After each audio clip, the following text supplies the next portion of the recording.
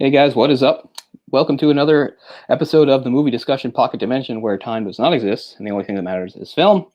I'm Cole, joined as always by Jay, and we're coming to you once again later than we meant to. A couple of weeks ago, what was it? It was all that crazy weather going on in the continental U.S., causing blackouts everywhere. So I mean, that was fine. But then after that, it was just little things getting in the way. It's another one of those shows that felt like it was never going to come together. So we're very happy to be Yeah. here on a Wednesday. Could have done it yesterday. We went for today to finally get to what I think is this only like our third episode of the year or something like that. Anyway, we said, we're going to get things better in 2021. Well, not so far, but I promise you, consistency is coming.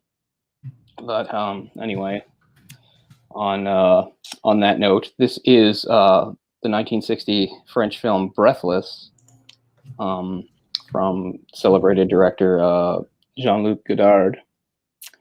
And we did back, and there'll be a lot of callbacks to this. So our early series we did a couple years ago was the New Hollywood movement or era or whatever you want to call it, and we did a number of episodes there. And in all of those, I think it's hard to remember because I haven't watched any of those in a while. But I know that we talked about how the New Hollywood movement had various influences from international cinema, but probably the biggest was definitely what had just preceded it directly, which is the French New Wave films. And so I know that we did touch on that a little bit, I can say for sure. And also when we did our another series, when we did the Film Masters, we did one of the architects of the French New Wave. We did what was it, Francois Truffaut, right? Mm-hmm. Yeah, because he was the one. What was that? That was Day for Night, the one about making movies. Who he actually was one of the writers on this film, right? Yeah, it's a little hazy because this film never actually had a script. But it was like in real life there had been a case of some young man like actually shooting a motorcycle cop or something like that. It was an article in the paper, and that was sort of the inspiration. And I think Truffaut might have written some sort of short story or something about it. I don't know. I don't think it ever got published or anything like that. But anyway, it was based on that idea. So while it is true that, like, I guess he is a writer on the film, it's sort of in a very loose sense. The film doesn't actually never actually had a script. The film was shot very sort of guerrilla style, which is what we'll talk about with the French New Wave, in that it had everything about it. The whole point was to just sort of throw out what had come before and do things and do things in a new way. And that's why when you're looking at films of this era, it's pretty easy if you're like, a person today and you haven't watched these films, to just sort of watch a film like Breathless and be like, that's it. Like, we'll so Yeah. what? But you have to really take into account, again, the timing and what was going on in film at that time. And the truth is, before these movies, like, movies just didn't have this sort of structure or style really at all. The whole point was really to create something wholly new and throw out the old. And this all comes from with the French New Wave. You had several prominent directors, of which Truffaut and Godard were part of. But then you've also have shoot, sorry, I had a list in front of me and then I lost it because I know a few of the others. Resnassus? Well, we got Jacques Rivette, Claude Chabrol, that was the name I couldn't remember, Chabrol, and Eric Romer. Those are some of the big ones. And what was notable about them was that they all had worked for and were creators of the journal Cahiers du Cinéma. Right. They'd all been film critics before they became directors, which is interesting. So go back a little further. During World War II, France is occupied by Germany, and all sorts of stuff gets banned, of course. And one of the main things they ban is American movies. because in the first half of I mean, it remains to this day, the U.S. still makes the most movies, but in the first half of the 20th century, even more so. Like, obviously, you look back at the history, and we've done some of them. Other countries did have their own film industries in the first half of the 20th century, but still much smaller than Hollywood. So, of course, Hollywood movies were big, and they were shown the world over. The Nazis banned that, of course. So what you had was, in the post-war period, you had young people, young men particularly, who were sort of starved for movies because they'd all been banned. So when the ban was lifted and France was liberated and all that, they didn't watch the movies the way most audience would have. In that, it's like, okay, this American movie has come out, and now however much time passes, now it gets released in our theaters, et cetera, et cetera. Because of the ban, now there was a buildup. Now a whole bunch just got released all at once. So what these guys did was they just sort of binged them and watched them, in succession. Just a whole bunch of, just think of some of the bigger, more well-known American movies the last few years. They were watching all of them, and they started to really sort of look at them with a critical eye and study them. And this is even before they formed the journal. Just the idea that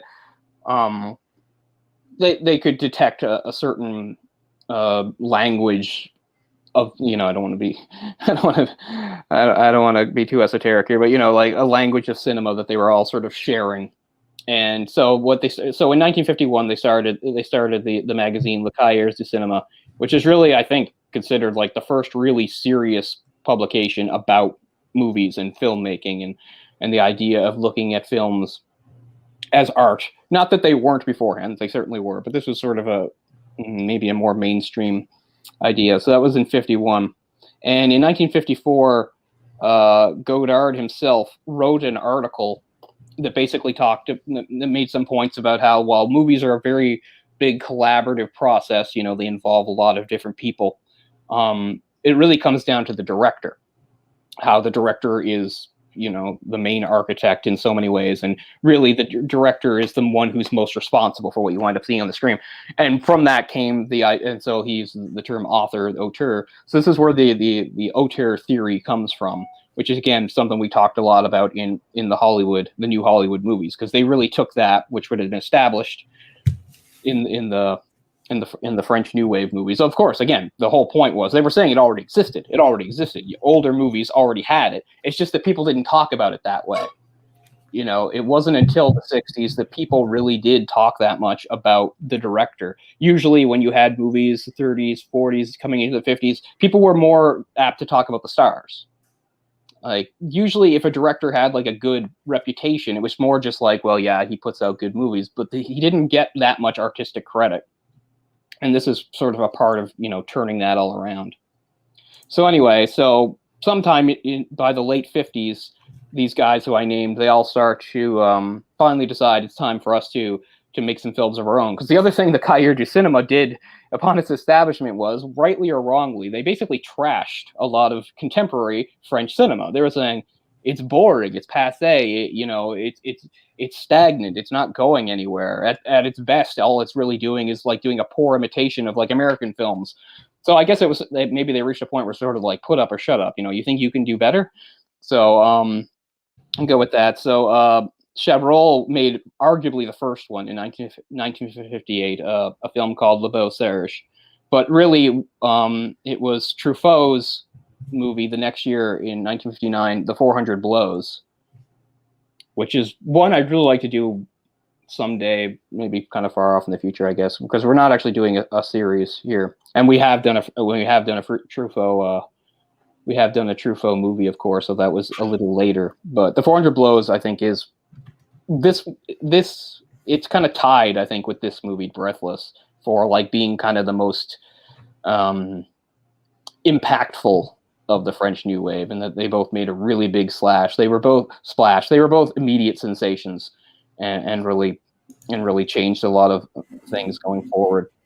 But anyway, so as it happens, our guy Godard, of that group, he was the last to come out with a film, and then he came out with Breathless, which again was sort of, the writing style, as we said, was sort of haphazard. It was based like loosely on a true story, and maybe there was a thing. The film never had an actual script, and that's how a lot of these movies were done the idea was to basically take all the standard ways of making films and sort of throw that out the window and do it in a new way. And part of that was the approach of how to do the story, which led to a lot of stuff like ad-lib scenes, which this movie's full of. Like most of the scenes in this movie, they're, as far as like what the actors are supposed to be doing, they're not given a ton of direction, and it's really left up to them to sort of do some improv as far as like how the dialogue goes and evolves. And I don't know if this led to a lot of takes or what, but it is interesting because this movie does have a narrative structure and tells a story. If you just told it all at once, it would be a very short movie. What makes the movie pad out is there's a lot of scenes where characters are just sort of having meandering conversations with each other that are often not really relevant to the plot, and a lot of it is, it turns into like semi-philosophical rants, and you would see this throughout these French New Wave movies. That's a big sort of a hallmark of the dialogue in these movies, which again was pretty different because the idea again was sort of like breaking rules. And you would say like storytelling 101 in any medium, let alone movies, is like, if it throw out stuff if it's not relevant to the plot, get down to what's about the plot. But they're like, no, let's do this differently. Let's leave the plot alone for a little while, and we'll go off in other directions and talk about other things. And there's technical stuff in that anyway. But anyway, so this is my first time seeing the movie in like a long time, like more than 10 years. It might have been 11 or 12 years. And because we had another delay, I managed to watch it twice, which is good. But it's funny how differently I remembered it. Yeah. It's like I remembered the movie in reverse. Like I remembered like the ending. Like I remember watching the beginning just a few days ago and not remembering any, like I knew what was supposed to happen. He's just driving around the countryside, but I couldn't remember any of that. And the actual thing that drives the plot, shooting the policeman, of course, that's done so quickly, right? Right.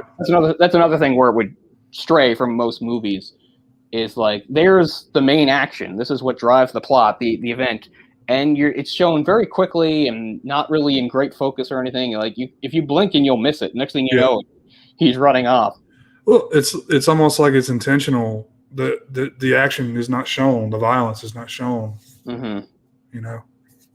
Because it's all focused on was it Michelle? Yeah, Michelle.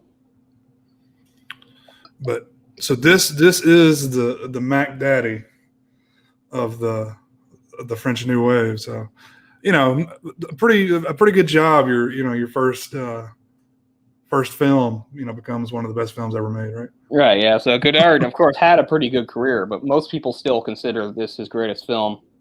Not too shabby. Not too shabby at all. And plus, and it wasn't one of those films, we talk about this a lot on the show because we'll often talk about films that, sometimes they were outright flops, or sometimes they didn't move the needle very much at the time. And it wasn't until a certain amount of time had gone by, sometimes even decades, before like they were reevaluated and people started to think differently of them. We covered that quite a bit. It's quite the opposite here. This film was an immediate sensation upon its release. It got, it made a pretty good profit, and it also got great reviews across the board, at least in France. And while maybe still at this time, because it was hard to see foreign films for most people, it made an impact where it really counted, because you had, as we said when we talked about the new Hollywood, that generation of directors. They were the first generation, unlike the ones that came before, who like always had the ambition to be filmmakers, like to the point that they even went to film school, which was something that hadn't existed in previous decades, right? So you have these guys like a George Lucas, like Francis Ford Coppola, and they get exposed to this stuff, and it makes a real impact, and you can see the immediate dividends, because the French New Wave maybe allegedly starts at the end of the 50s and goes throughout the 60s, and then, as we said, late 60s, this is where you're starting to see the new Hollywood movies that use a lot of it. One movie that I think in particular, it's funny because it is a much more focused narrative, of course. But I can't help but think, and this is another one we didn't cover, but we talked about over and over again in that series, because it was one of the big ones of the New Hollywood series, which was Bonnie and Clyde. Mm-hmm. I can't even really say why, but I think definitely there's some influence from this movie in Bonnie and Clyde. Well, Godard was set to direct that film, but I think the studio shut that down. Oh, wow. I don't even know that. Yeah. That's really interesting, though. But they really remind me of each other, I guess, stylistically. Because the other thing about sort of these new French New Wave movies is, now it doesn't mean they couldn't have like a deeper meaning. For instance, The 400 Blows, that's a film that's endlessly talked about for its themes and the meanings behind things. But I don't even think when that film was approached, that was really the main focus. It was really about sort of doing a different sort of technical style, which you see a lot in this movie. The use of handheld cameras, the use of different angles that don't necessarily have any definitive purpose. Like, beforehand in movies, if you had like a really weird or different angle, it was usually because they were trying to show off something particular. This movie is just doing it for the sake of doing it. And of course the jump cuts, which did exist before 1960, but they weren't used much. And the prevailing thought amongst filmmakers, and I guess probably critics at the time, was that it was kind of an amateur thing and you shouldn't do it. And I think that's another reason why this movie's just loaded with them. Yeah. Like, they're not serving really a technical purpose. They're there just because they're there. And it can be pretty jarring because sometimes a scene, which is mostly, dialogue between two characters, and sometimes it's such a weird, abrupt cut that you wonder if it almost feels like a mistake, because a character will be in the middle of a sentence and it'll blip off and go somewhere else. And it's funny because Jay and I have both complained about how movies of, particularly the 21st century, really got to the point where cuts were way too short and quick, and how annoying that was. But this shows, I guess, how it can still work to the advantage if it's done properly, I guess. And you can't stress enough, again, when we're talking about being done properly, there was no blueprint for this. They were just sort of throwing stuff at the wall and seeing what sticks.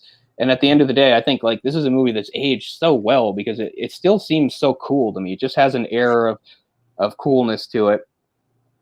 I mean, it helps especially to North Americans. We always sort of think of France as being kind of cool anyway. Well, you've got like a black and white French movie with a hero who's very which they state outright. He like admires Humphrey Bogart, right? Like, to the point he even mentions it a few times. At one point, he's even looking at one of his posters in the city. And, back to the cuts you were talking about, Michelle, because I think it takes him a while to win you over. Yeah, sure. Do you think that was just like a happy accident? Because, I know it wasn't really. That kind of became his style, the style of the French New Wave in general, the jump cuts. Yeah, I think so, because I don't think at the time they had much purpose besides saying, well, most films don't do this, so let's do this. Because I think the approach to a lot of this was like, hey, let's do the opposite of what people have done before. And not everything works, and as you can see, and it does show a certain technical prowess to a guy doing his first film, that he's able to, take this technique and have it not come off looking sloppy. Or at least it doesn't look sloppy maybe to modern eyes. It might have looked sloppy to people at the time, I don't know, but it seemed like it excited people. It seemed like people thought it was kind of dynamic. So I think it's more like you said, happy accident, though. I think the intent was just, again, being different for the sake of being different, more so than I think this works better on a technical level, or I think this serves the story better. I can't say for sure, but from everything I've read, it just sounds more like, yeah, okay, let's try it, that kind of thing. Because, wasn't the original runtime much longer, and they just had to cut out to get it, to a normal feature length? Right. It's kind of interesting, because isn't that like the opposite of what we said about, there were a couple movies that we said, I can't even remember which ones they were, but I remember we talked about how there were a couple times where the director purposely made scenes go on long takes because he was worried about being edited. Oh, I know one of them. Actually, we didn't. I don't know if we did it, but one of them when we were talking about we'll go all over the place with our series was Orson. Oh, yeah, it was Orson Welles. When Orson Welles did a couple of his films, and one of them, which we didn't do, but it was shit. It's not really one of his more remarkable films, although I didn't sure the one about the Nazi war criminal hiding in America. Like I remember for sure, like he purposely had like long cuts in that film just because he was concerned, because I think the film he'd done before, it might have been The Magnificent Ambersons, the studio had done a lot of cuts and editing to it that he was upset about. So he thought it would be more difficult for him to do that if he had, long takes. And this is kind of the opposite, because there's a long-ish take here and there, but I'm not really sure what the thinking is behind it. But yeah, I mean, the movie's not long. It's about 86 minutes, so that's fairly short. You can watch this 4 times or Justice League, the Snyder Cut. Oh, man, we'll have to get to that. 4 hours.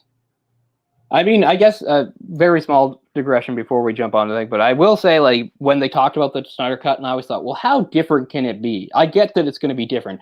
I guess it can be pretty different if it's 4 fucking hours, because that is a lot of stuff that wasn't the original. So I guess it will at least be different. Or will it be good? I don't know. We'll get to it, I'm sure. It's coming out in a few more days, and I will watch it. I will devote 4 hours of my life to it, although it's kind of against my better judgment, because I do not like the DC cinematic universes.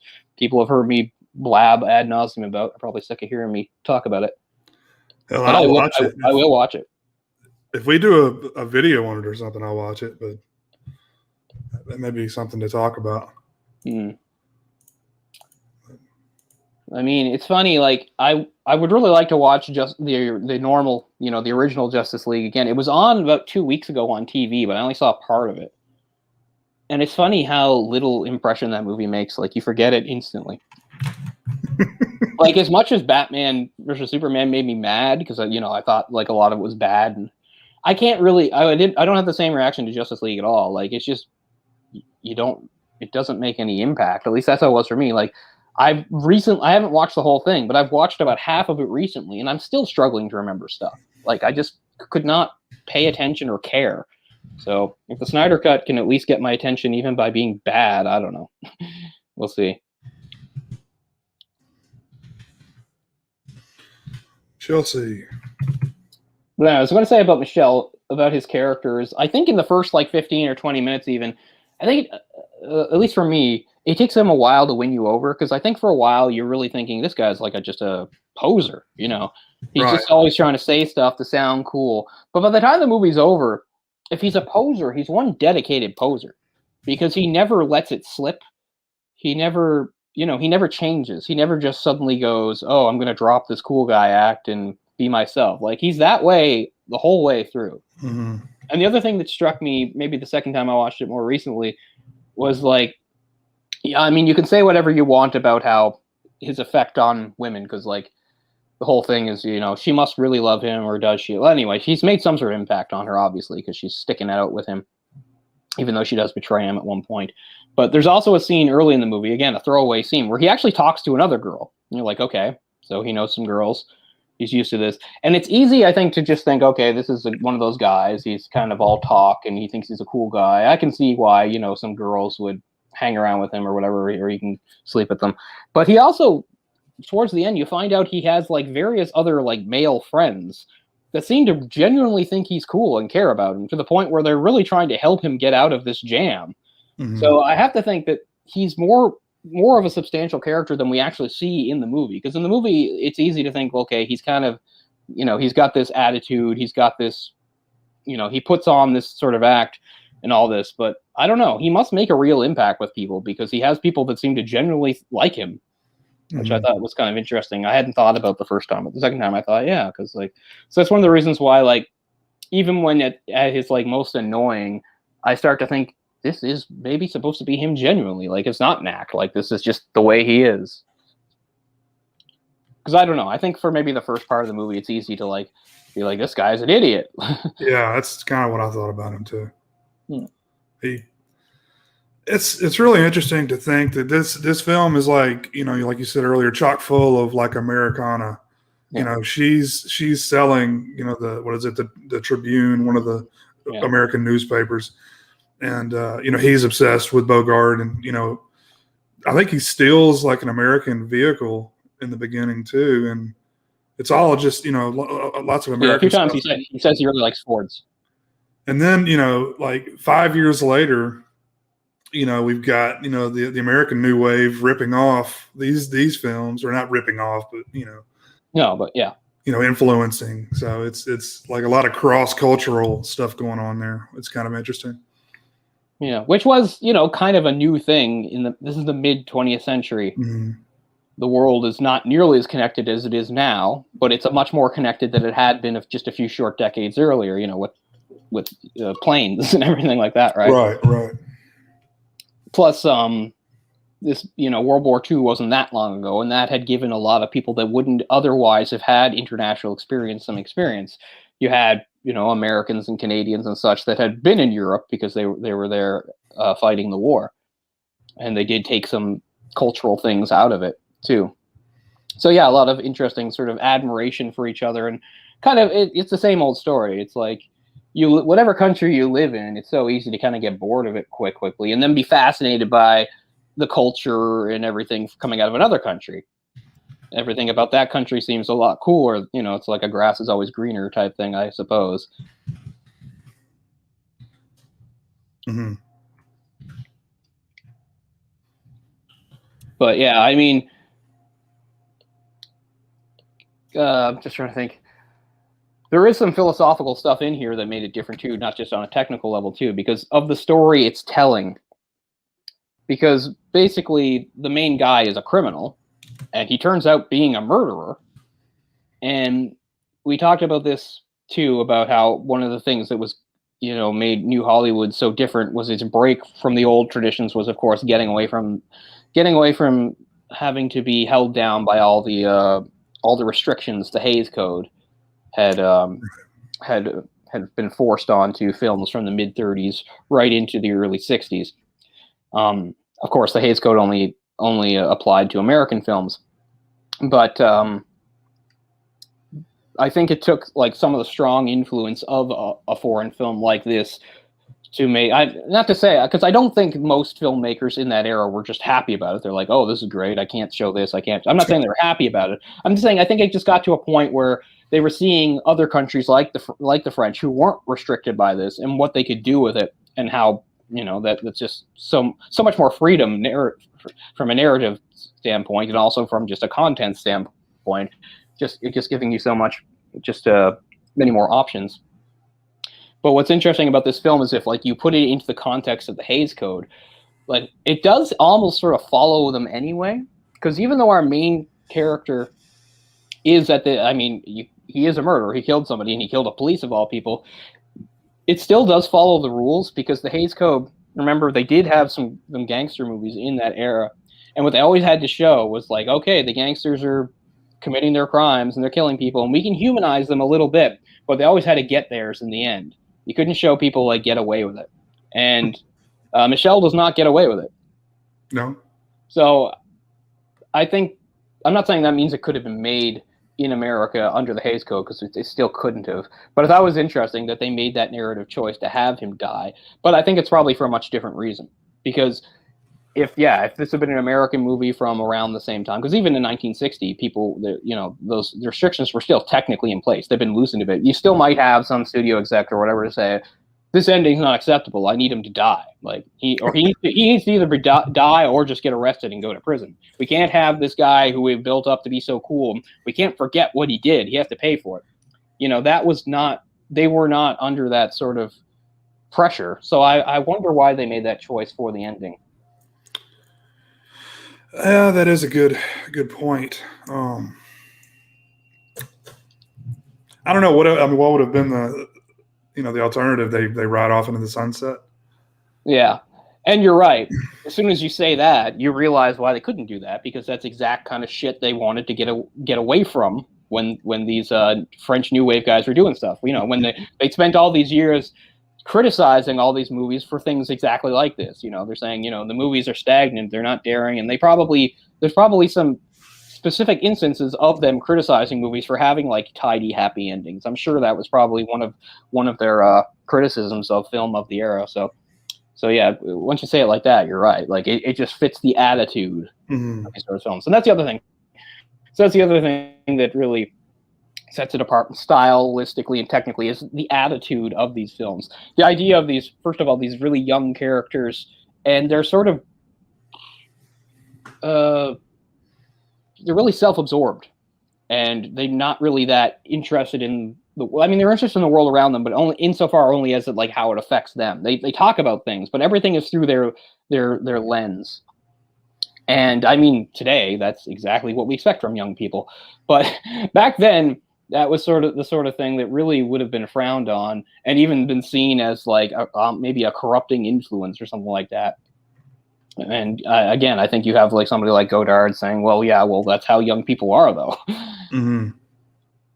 And it's probably some of that post-war kind of freedom too, because the previous generation had to go fight in that war, and he's part of these characters are about 20, so that would make them sort of, you know, the first generation after the war to come to that age where they don't have to go fight a war. Because, you know, if you look at France, there was World War I, and then there was about a 20-year period between that. So, you know, depending upon your age, you could have even fought in both wars. And now you finally have these young people that are not encumbered by that. Not that the world wasn't facing problems, but yeah, I think they probably had a more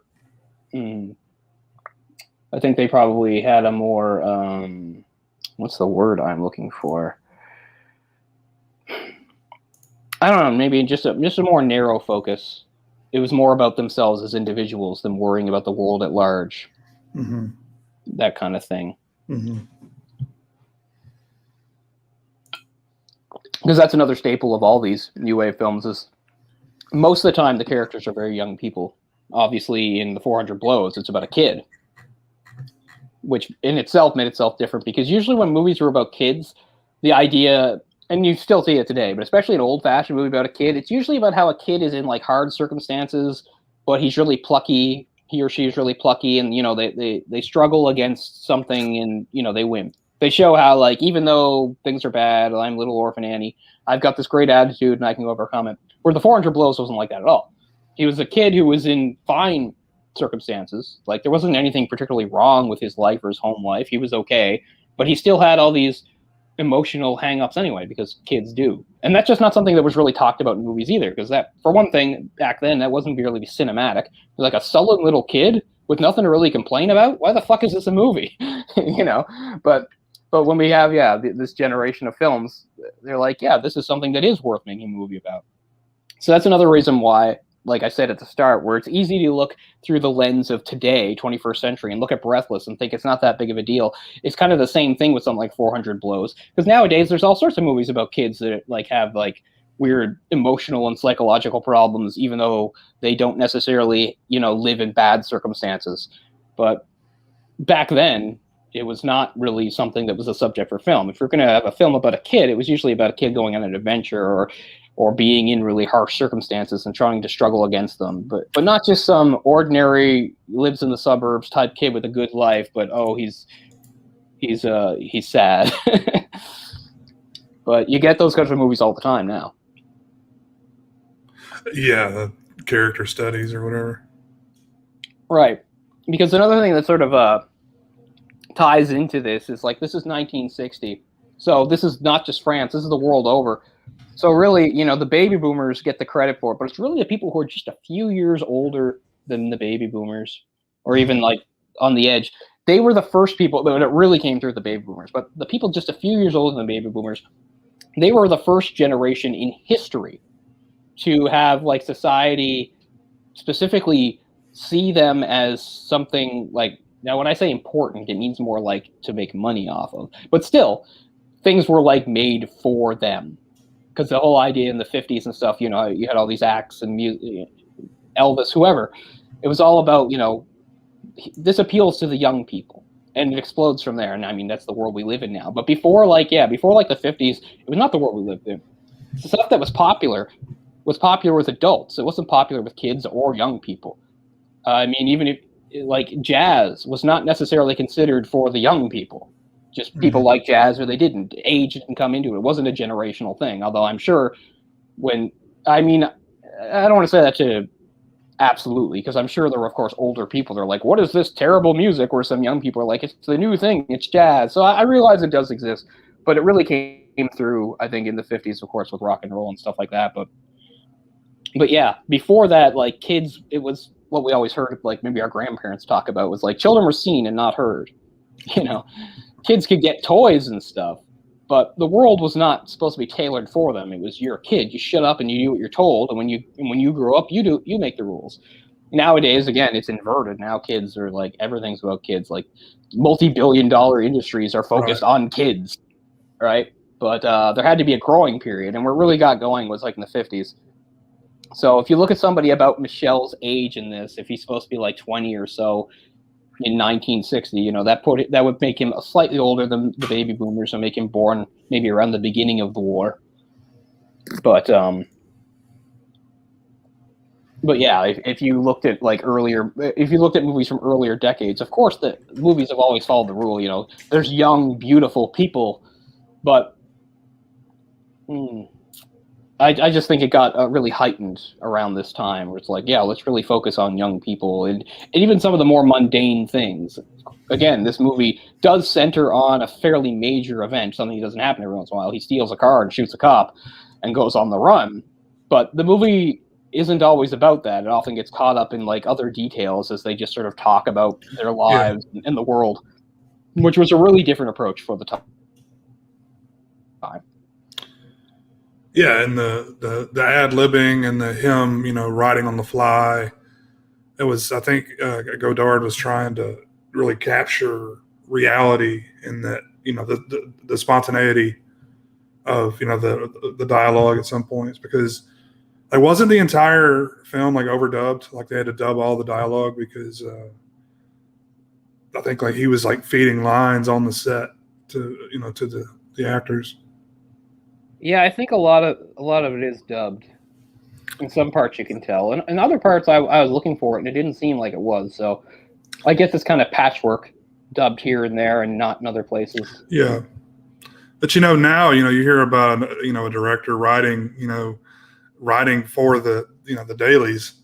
It's like you kind of think, oh man, this guy's all messed up. But it was kind of like the technique he used on this film. You know, it's generally not something that studios like, not having the script. Yeah. Like, apparently Godard would scribble down dialogue that he kept in a notebook, which he never actually let anybody else see. So sometimes he would just tell the actors some of the stuff he wanted them to say, but, you know, only a little bit. And I guess he would leave the rest of them to just sort of figure out how the scene would play out.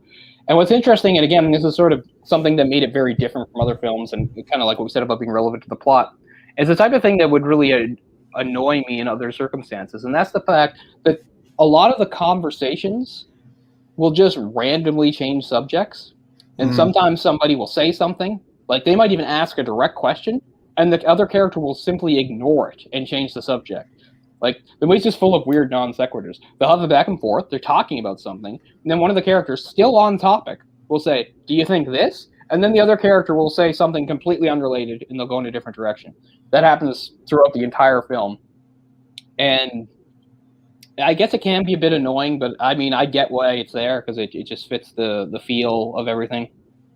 And again, I think sort of speaks to the self-absorption of these characters. You know, as soon as something's not interesting to them, you know, they'll just drop it and change it up into something else. It's really interesting, the interplay between Michel and Patricia, because you get why they like each other, and it's more like because they like them themselves more. It's like they're kind of two self-centered people, so you get why they get along. Like, they can be into caring about each other, but they can only carry it for so long before it comes back to themselves again. And I don't know if there's intent in that, or if, again, that's just something that kind of organically happened. I have no idea, but it really, it really comes across that way now when you watch it. Like self-centered, like maybe, young people are self-centered. Well, I mean, they are. Yeah, they are, right? But usually, up to this point, that was not shown too much in movies. If you're going to have young people in movies, well, then it was going to be about how they were, great example, they respected their elders and they did what they were told and they were brave and smart and, thrifty and all those things that were valued. Where this movie's not like that. It's just like, here's two young people just kind of just doing whatever they want. Consequences be damned. Like she is trying to work, but she also is being supported by her parents. She says, she's getting money sent from her parents so she can continue living there. I assume she was sent over there to study. She's an American, of course. Mm-hmm. That's another thing I forgot to mention earlier, that she actually is American. Yeah, so she is American. The more American stuff. Right. So there's a lot of stuff where he says something about Americans, she says something about the French, and there's a few times where she'll say something like, the French always say this when they really mean this. She says that a few times. And another big part of the movie, of course, is, and it really comes down to the ending, is like the fact is that while she speaks French quite well, she's not a francophone, and there's stuff she doesn't understand. And Michelle often will, use colloquialisms and sayings and slang and stuff that she doesn't understand. And she'll ask him what it means. And he very rarely gives her a really good answer. Sometimes he just, screws with her or deliberately says something weird. He very rarely actually explains himself to her. And we'll get to that because the ending lines, of course, is something that gets debated and talked about. But, I mean, as you'd expect, I find her, like, I don't need the subtitles. I find her French very easy to follow because she speaks French the way I speak French. It's not too heavily accented. Everything is clear and precise, whereas, a real francophone would be much faster, more heavily accented. And you can really, I think probably, I'm sure this is true, like it was for you, right? Like you could really tell the difference between how they spoke. Yeah. Yeah. Well, it's like someone who learns French in French class versus someone from France, Right. Yeah, very, very different. That actress, of course, is shoot, I already forget her name. Seberg? Jane Seberg, who had started off. It's kind of funny because kind of following like her character, like she was American and she had an acting career in the U.S. And yet, like one of her like first films or something was really badly received to the point that she fled the country and went to France. I don't even know if she had any ambitions of being an actress there, but things just sort of happened. She wound up in this movie and it launched her career. I know I've seen her in a couple things, of course, and she died kind of under mysterious circumstances. Suicide, right? Supposedly, yeah. She died in 1979, so about 20 years after this movie. She disappeared, and about 8 days later, they found her dead in a car. That's sad. With a note written in French, by the way, a suicide note. And somebody had said like she attempted suicide before that, so it seems like suicide. But there was sort of an FBI investigation or something. I don't know. I was reading a little bit of it before I came on here, but still quite tragic. Well, she was in Paris when she died, right? Oh, I think so. So, who knows? Yeah. Well, yeah. The success of this movie made her like a big sort of mainstay over in France, although she did come and do, I think, some American movies too. I know I've seen her and stuff. But yeah. Another thing that sort of adds to the mystique of this movie. So she had some sort of involvement with the Black Panther Party, so that's why there's some speculation, I think. Right. Whether it was a suicide. And when it came to the other guy, the Michel, Jean-Paul Belmondo, like this launched him he became a huge star. Still alive. He's still alive. He's 87. A very interesting looking guy. Yeah, I know, because it's interesting because like from some angles you can see, okay, yeah, he's got sort of like those good leading looks, but you can't get away from the fact that he has a really big nose. Yeah. He doesn't exactly have leading man looks, I wouldn't say. Right, exactly. It's like, again, if you look at him from the right angle, you can see it a bit, but again, you can't get away from that. So, yeah, so he wasn't exactly typical of being that. But again, look at Humphrey Bogart. Humphrey Bogart was not exactly a handsome guy. He was just sort of a guy that had sort of like character in his face and sort of a tough, sort of wise-looking character. So I can get why they would make that make that comparison and why he would look up to him. But yeah, and I mean, this guy would go on to have a career very much like what the set. Like he often played kind of the cool guy in a lot of these movies that he was in. Give him a hat, give him a fedora and a cigar, and cover up some of that face. Yeah, but I mean, he really was sort of like a contemporary of somebody like James Dean at the time. Wow. Well, by contemporary, I just mean like he was like a similar sort of status, at least in France, and had a very very long career. I'm trying to see what the last role he had, how late he acted. Just trying to see if I've seen anything else he's been in. I guess filmography up here. Okay, so he acted right up till. Oh, he was in Casino Royale. Yeah, the original. Yeah. So that's the weird comedy one, isn't it? I don't know that I've ever seen it. Let me check. I'm not a. Yeah. So then, okay, well, not to go on a Bond tangent, but so there's the 25 or 26 or whatever official Bond movies. There's at least 2 unofficial Bond movies. One is 1983's Never Say Never Again, where you have an older Sean Connery returning to the role. It's basically like it's like an unauthorized remake of Thunderball. It pretty much follows the same plot as Thunderball, some different things, and they do focus on the fact that James Bond is older.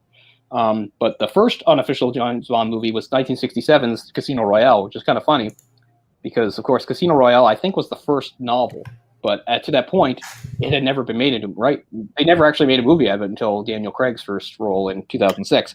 But yeah, the 1967 Casino Royale, I can't recommend watching it because it's so stupid. But it's supposed to be like a spoof. David Niven plays Bond in it, but there's also like it's weird. It's a really really weird movie. It's really hard to explain. What makes them not official? Well, I mean, I don't know. At least in Casino Royale's, case, it was easy because even though it was only really called that, it doesn't really follow the plot at all, and I guess didn't have any input from Albert Broccoli or whatever his name is and stuff.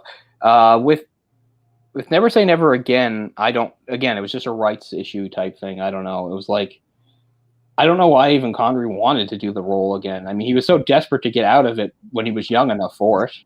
And now suddenly it's 1983 and he wants to do it. So it's kind of weird. It's based on the same source material, right? So yeah, Never Say Never Again. Again, it's basically Thunderball, a movie he had already done. Like it's he was in Thunderball in '65. In fact, to this day, it's the most successful Bond movie if you do like adjusted for inflation and everything. Really? That's funny. Yeah. I mean, it's kind of one of the more forgettable ones, but he was the height. It was 1965, right? It was kind of he's so fucking old.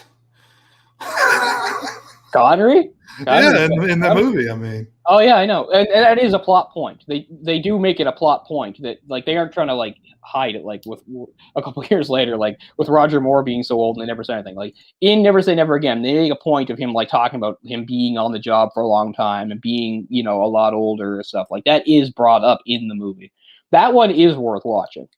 But Casino Royale, like, watch, like, 10 minutes of it. You'll get the gist of it, and then you could turn it off. It's not funny. It's a comedy, but nothing lands. It's really weird. There's like this thing that like the idea is like James Bond is like a title instead of a person or something.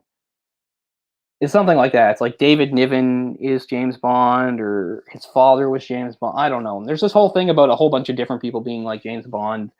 It's really fucked up. It's one of those. I don't know. It just doesn't land the comedy in it. It's just really silly. The main thing you'll take away from that is it has a really it has a really memorable theme music that was written by Burt Bacharach that they use over and over again in the movie. If you hear it, you'll recognize. You'll have heard it somewhere. It gets heard a lot. I may have seen that one before. Never Say Never Again. I've seen a lot of Bond films, but I'm not a big fan of the films. So again, this is not really part of the. It's not in any box set or anything like that. It's its own thing. I still don't understand why that is, though. I mean, what? It's just like it's not associated with the other films. Yeah. Well, I mean, they weren't trying with this one because again, it's completely different. It's like it's supposed to be a parody. It's like a parody. Okay. Okay. It's just not funny.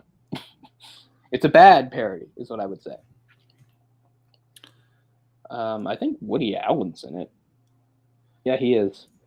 But what was interesting, Peter Sellers is in it. Like, it got a whole bunch of people, like, for cameos and stuff. Like, David Niven. They got Ursula Andress, who, of course, was the original Bond girl in the first movie, Dr. No. Yeah, Mr. Bean Peter is in Sellers. Yeah, Peter Sellers. Yeah, way back before anybody knew who he was. Kim Basinger, Max von Sydow. Kim Basinger, what? Yeah. What movie are we talking about? Never Say Never, right? Okay, no, I was talking about Casino Royale. Oh, I'm sorry. Because Casino Royale is the comedy. It's a parody. Never Say Never Again was like basically it was meant to be a serious Bond film. It's just not part of the canon. But Casino Royale is the one I was talking about. It's just a really silly parody. It's got David Niven and Peter Sellers, pretty much unknown at the time, Woody Allen. Yeah, all those people I named. So I was confused. I was like, Kim Basinger, was she in it when she was like 5? I know. She would have been very young. Yeah. But no, but Never Say Never Again, that's 1983. So, I kind of want to watch this now. As I said, you can watch Casino Royale for as long as you can stand it, like 10, 15 minutes, and you'll probably be like, okay, stupid. Never Say Never Again's fine. Like, it's not great or anything. And you do wonder why it exists, because, again, it's just basically the same plot as Thunderball. It's like, you already did this, Sean. But and that's the one that's, like, different as far as, like, rights and stuff goes, because it was meant to be, like, taken seriously and be, like, a Bond film. And it went head-to-head at the box office with the official Bond film of the year, Octopussy. They were released, like, around the same time. Octopussy's not very good, so nobody won that year. 1983 was not a great year for Bond. Despite the fact being the only year he had 2 movies, technically. Oh, here we go.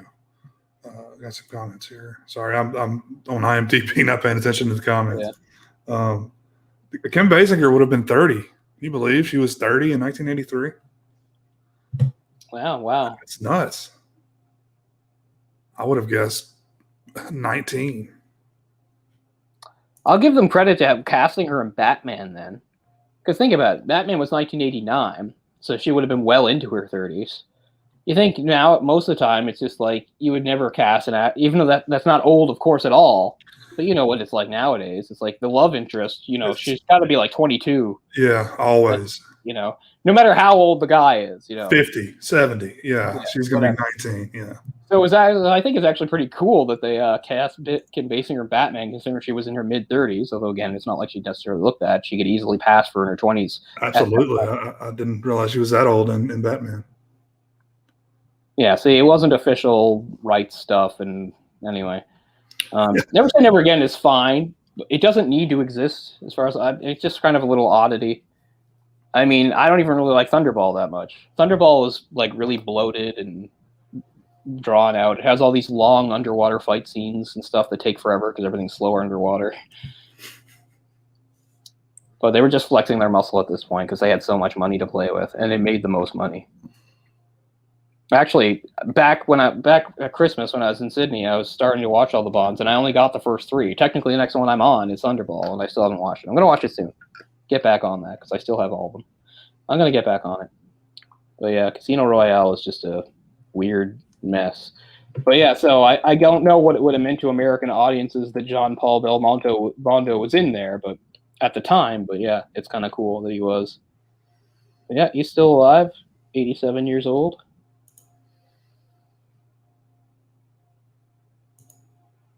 I don't know how he was cast exactly.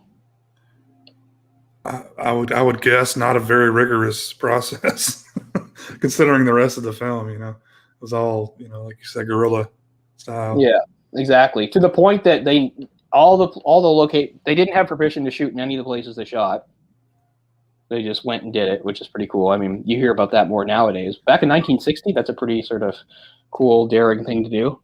Right. They were just kind of, using small handheld cameras, shooting in real locations rather than sets. Small for the era anyway. They're Right. pretty big by today's. Yeah. I mean, yeah, but yeah, not these massive things that the big studios used at the time.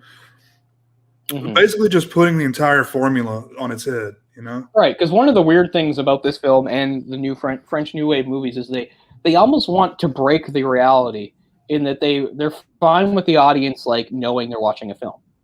Because usually the rule would just be like, everybody knows they're watching a film, but if you can really suck some people into the narrative, you stop thinking about it that way. You don't think about the characters as actors. You don't think about the crew that's filming it and everything like that. That's usually the mark of a good film.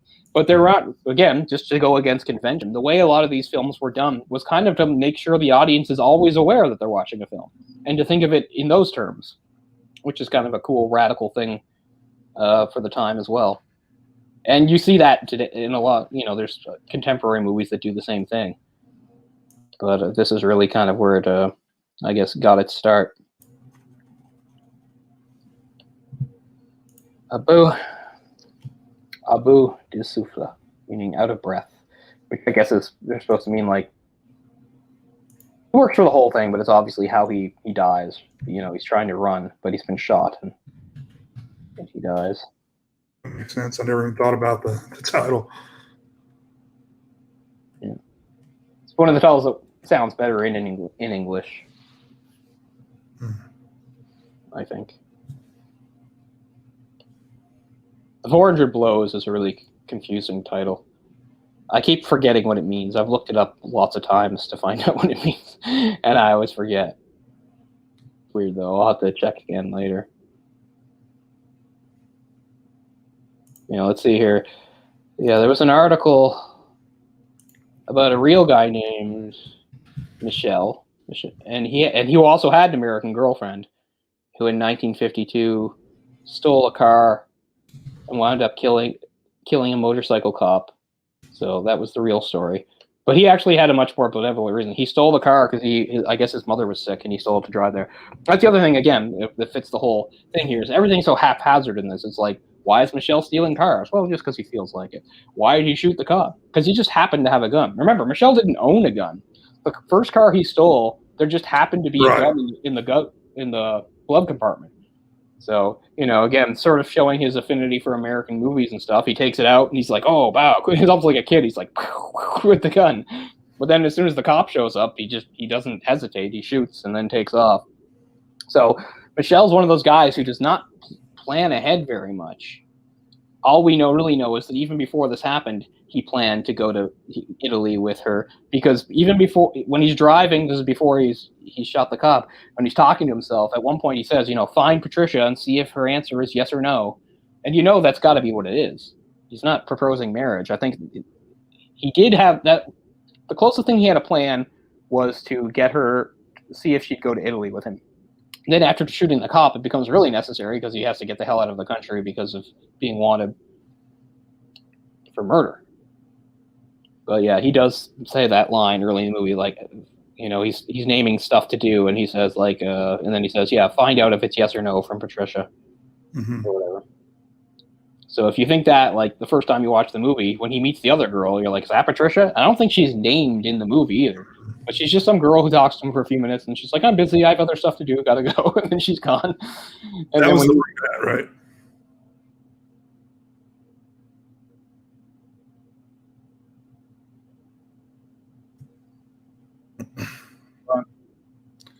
Sorry, I don't know if that was me.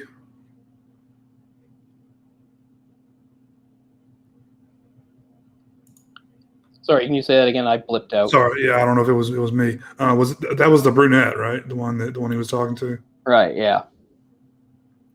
Who again doesn't really serve any narrative purpose because he's going to see Patricia regardless. But I guess he just sees if he can borrow some money from her. He asks for 3,000 francs, and she's like, "I don't have that." She offers him 500, and he just says, "Keep it." That must be like nothing. 500, like, yeah. Say 3,000.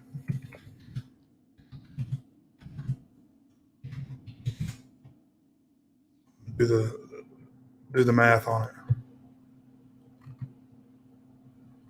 it. No, I'm not. That'd be too much trouble. Mm-hmm. Apparently, there is a woman. It's not her because we know Patricia's selling like the New York Times or something like that. She's selling an American newspaper, but there was a girl on the street selling Cahiers de Cinema, which is kind of funny. I don't think I noticed that. I just read that a second ago.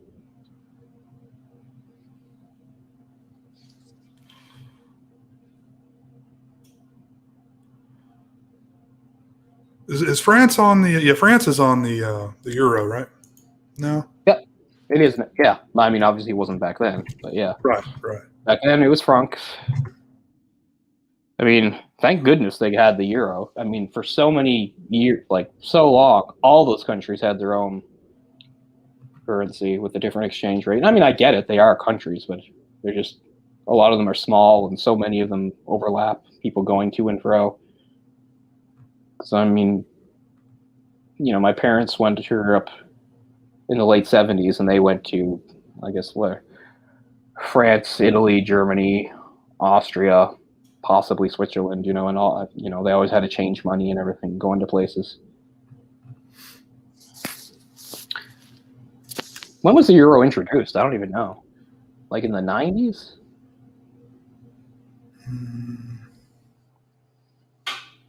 I'm not sure. This says 2015, but I know it's not. I know it was before that. Yeah. I mean, I know when the euro was introduced, there were still a bunch of countries that didn't use it, and then it was kind of over a period of years that more countries started using it. Euro. I mean, but yeah, I guess the euro is what most of continental Europe uses. The British Isles don't use it. I don't think Spain uses it. Spain and Portugal, maybe. I'm not so sure. I'm not sure either. Damn it! I found a currency converter. Let's see. It's not giving me the answer though. Damn it! Went to the trouble of entering all the information. Mm-hmm. Again, some of the technical stuff in these movies also just had to do with evolving technology of the time. Because, as we said, cameras used to be much larger, more cumbersome. Now they were getting smaller. Now you could do more sort of handheld stuff. Actually, one of the cameras they used was a camera that the first person to ever use it had been Orson Welles, which is kind of cool. Like, that's deliberately why they picked that camera, because they looked up to Orson Welles, as so many filmmakers did and still do. Euro started in 1999, by the way. Yeah, okay. I knew it had to be like 90s, so that's the end of 90s, but still pretty, yeah. But 3,000 francs now in U.S. dollars would be $543. So yeah, it's probably not as much as, it's probably not a crazy amount of money back then. Well, I mean, $543 was quite a bit in 1960, right? Right, but I mean that was the last, and that was like in 1998. What it would have been worth, so who knows? True. So maybe not quite that much. Still, we don't even know why he needs exactly that amount. He's trying to leave the country, right? Right. But I just mean, yeah. So maybe he just picked that amount because he thought it was reasonable. I don't know. But yes, he is trying to leave the country, and he steals various cars. He switches cars several times, talking about the various cars. But yeah, it seems like he likes American cars. A few times he expresses admiration for Fords. Just kind of odd. There was a lot of cool French cars back then too. Yeah, I really I love like a lot of those European cars from that era. Fiats and Renaults. Stuff you would see James Bond driving. Right. In some of those movies. Speaking of James Bond, yeah, I've always said, I'm not a car guy, but I mean, if I had to pick something, yeah, I like European cars from like the 60s, 70s. I always thought they had sort of a coolness and elegance to them. Mm-hmm. Mm-hmm. Even the cheap ones, I thought there was something special and cool about a lot of them.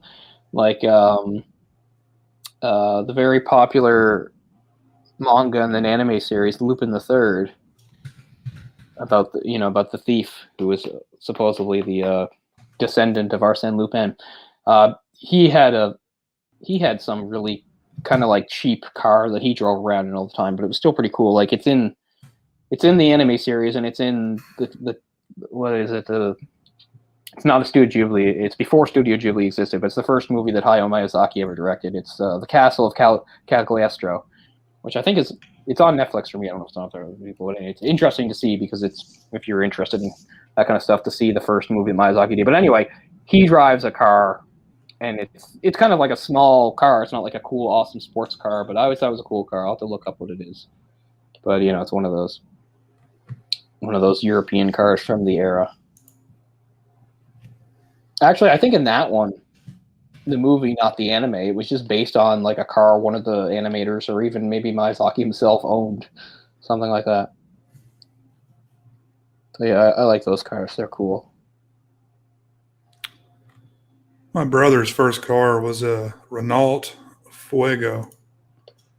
And I'm pretty sure a Renault is mentioned in this movie, isn't it? It has to be. It sounds like, because there's a part where he's driving and he says something like, "This guy thinks he's going to pass me in this shit." And I thought he said shit Renault or Renoir or something, but I'm like, Renoir, no, that's an artist. So maybe it is Renault. Yeah. But I'm just realizing this wasn't even like an American. If this car wasn't produced in America, so they would have had to have gotten one from South America. Wow. That's interesting. Crazy. Yeah. He said it was a piece of shit, though. Yeah, they can't all be cool. Yeah, that's like their baseline, Yeah. So we can jump to the ending for a moment, because if you look at Wikipedia here, there's even a whole part of the closing dialogue, because it talks about, because there's been different translations of it based on the version you watch, and you can get different meanings out of it, because it ends on a line where, once again, she doesn't understand what he says.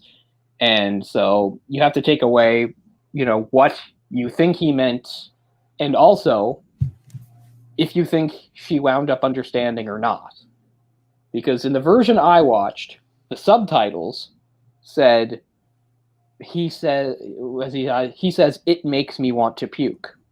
Then when she says to the bystander, "What did he say?" The bystander says, "He said you make him want to puke." And then she says, "What does to puke mean?" And then it ends. That's how my dialogue worked out, which would be, "C'est vraiment dégueulasse. Qu'est-ce qu'il a dit? Il a dit que vous êtes vraiment dégueulasse. Qu'est-ce que c'est dégueulasse?"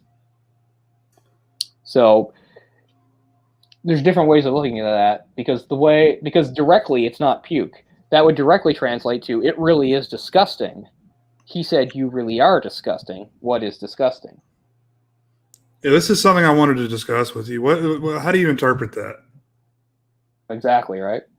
I mean, I hear dégueulasse, that means disgusting. Them saying puke doesn't make any sense to me, because that's a verb, and he doesn't say that. He says he's using an adjective. He's saying something disgusting.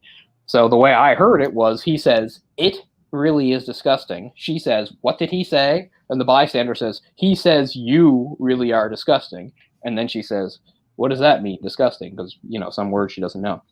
But the version I watched, which I think might be the Criterion, it was on TCM, translated as to puke. It makes me want to puke. He wants, he said you make him want to puke. And then there's a really weird one here. In English captioning of the 2001 Fox Lorber Region 1 DV, they translate dégueulasse to scumbag, which is really stupid. Where he's, for some reason, he says disgusting, but the guy watching, who I guess was actually not a bystander, it was Vital, who was one of his friends, because he says, "It's disgusting, really." Patricia, "What did he say?" Vital, "He said you're a real scumbag." And then she says, "What's a scumbag?" That's terrible. That's stupid as hell. Because in that, he still says dégueulasse. So in that, they're saying that Vital wanted her to, be upset, I guess. Because by that translation, he just says, "It really is disgusting." But then when she asks, Vital tells her, "Oh, he says you're a scumbag," which is stupid. But the 2007 Criterion Collection is the one that I watched. Makes me want to puke. What did he say? Yeah. He said, "You make him want to puke." What's that mean, puke? But I mean, I think the original is the one that you have to go with. Disgusting, because that's ridiculous. But even that, though, why would he say that? Why would he say he said you? Yeah, exactly, right? Why does he translate it that way? Is he just being a dick? So he's essentially saying it's disgusting that I'm dying like this, I guess, right? Yeah, I think he just means, or the world really is disgusting, Yeah. that kind of thing. Yeah. Because here's why the way I interpret it, besides, the dialogue, is like that he's still not, even though he was really upset, right? He was upset when he found out she betrayed him and called the cops on him. But he wasn't upset in a way where he lashes out at her. He just feels defeated to the point where he's ready to be arrested, right? Think about it the other way. He wouldn't have gotten shot if his dumb friend hadn't tossed the gun to him. His friend offers him the gun. He says, no, I don't want it. Then the cops show up, and his friend tosses the gun. So when he starts to pick it up, the cops see him picking up a gun, and they shoot him. Yeah. So his friend really fucks him over there. That might even be Vital. I can't remember. But yeah, as far as the dialogue there goes, besides the dialogue, well, I think like even in death, he still like loves her or cares about her, because remember when she comes and looks at him, he does that weird face thing that they did before. Like he wouldn't do that if he was pissed off at her. Right. So I think that was sort of him as like, one last sort of expression of affection for her. And then he has the thing about it being disgusting. And like you said, I think it's more like, oh, the world is disgusting, or fate is disgusting, or, it sucks to die this way. So no, I don't think he died bitterly cursing her. Right. But his friend, for whatever reason, decides to interpret it, translate it that way for her. Maybe because he blames her for his death and he's mad at her. Okay. I mean, that makes sense to a certain extent. Yeah.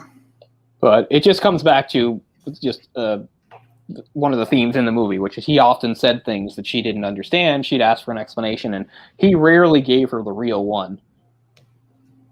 Mm-hmm. There were a couple times, though. The last time he does it towards the end, he actually does translate it pretty well for her. It's when they've switched cars again, and they've gone into like the parking garage, and they switched cars, and they're driving out with the stolen one, and they're coming up to the security gate, and he says, just say, good night to him in English. And he says something like, the French are gutless when they hear that, or something like that. And she's like, what does that mean? He says, and he goes like, scared stiff. And then he goes, are you scared? And she says, it's too late to be scared. Which I thought was good dialogue. Because it's weird, because I think at this point she's changed her mind again. Mm-hmm. Now she wants to get away with him. And you can get annoyed by how wishy-washy she seems, but again, she's 20, and she's dated other guys. There's that whole thing with the guy that she works with or whatever. And again, the attitudes of this also has to do with France, but again, this you couldn't have an American movie probably this early with these sort of attitudes towards like casual sex and stuff. You have this young single girl talking about how she slept with quite a few men, and none of it's really that serious. She has that conversation with the guy, and then when Michelle asked her about him, she said, oh, he said we'd sleep together sometime, but not yet. And then remember when the guy has that conversation with her, and he says, and they're talking about work, and then he says, you know what, I'll take your mind off things. I'll just tell you a story that has nothing to do with anything, the theme of this movie. And he says, I have this female friend. She's quite attractive, but I never, thought about us doing anything before. But then one day I thought, hey, I should ask her if we should sleep together. But then when we went and talked that day, I completely forgot to ask her. So then I sent a telegram asking her that. And then I got a telegram back saying, hey, what a coincidence. I was thinking the exact same thing. We should sleep together. And then she just doesn't say anything to it immediately. And the conversation's over. It's pretty funny.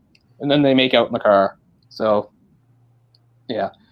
I don't think in just a few years you'd see American movies with the same thing. But in 1960, I don't think you're going to see a movie where like a young female lead is quite that open and liberal about that sort of thing. It was all well and good for young people to date and go steady, but they didn't play the field like that. Or if they did, they certainly didn't talk about it so openly. Right. Not then. Yeah. France is always ahead of the curve when it comes to love and sex. And then one of my favorite parts of the movie is when she does her job, and she goes to the press conference and they talk to the director. Because it reminded me a lot also of a movie that we did on here. Actually, it was how we ended the Orson Welles series. Was we did the long unfinished, then finally partially finished movie, The Other Side of the Wind, right? Because in The Other Side of the Wind, you've got John Huston, isn't it, playing the director in that. And there's a scene in that movie where the press accosts him, and it's kind of the exact same thing as in this movie. You have like this, I guess, really well-known, famous director, and the press comes and asks him a bunch of questions where all they do is kiss his ass. And that's what they do in this movie. And most of it's like, they think this guy's like some sort of crazy genius, right? They're just like, oh, what do you think is, the role of men and women in modern society? Can love still exist in today's society? They're asking all these like deep, and he's just answering them point blank. It's the type of stuff that, of course, and now in today's modern world, that are like, why would you be asking this man what his opinions are about like women? Like, who is he to say that? But that's what the world was like back then, right? So he's giving these very, very matter of fact answers about like exactly women's role in society and what men and the stuff between men and women. It's all pretty funny. It just reminded me of that. It's the same sort of thing. It's like the press is so enamored by this guy. He's such a genius, right? So we're not even going to ask him like normal questions. We want to ask all these like deep philosophical questions. Why don't you just ask him what the meaning of life was while you're at it? You're so far up his ass that you're so convinced that he's such a genius. There's another thing too, where they say something like, how many men can one woman love in her lifetime? And he goes like, physically. And he thinks for a second, he goes, then he goes, more than that. Which is true. It's physically possible. I mean, we're about a decade away from the pornography on film, the industry really coming out. Right. But yeah, I like that scene. She doesn't get her question answered right away either.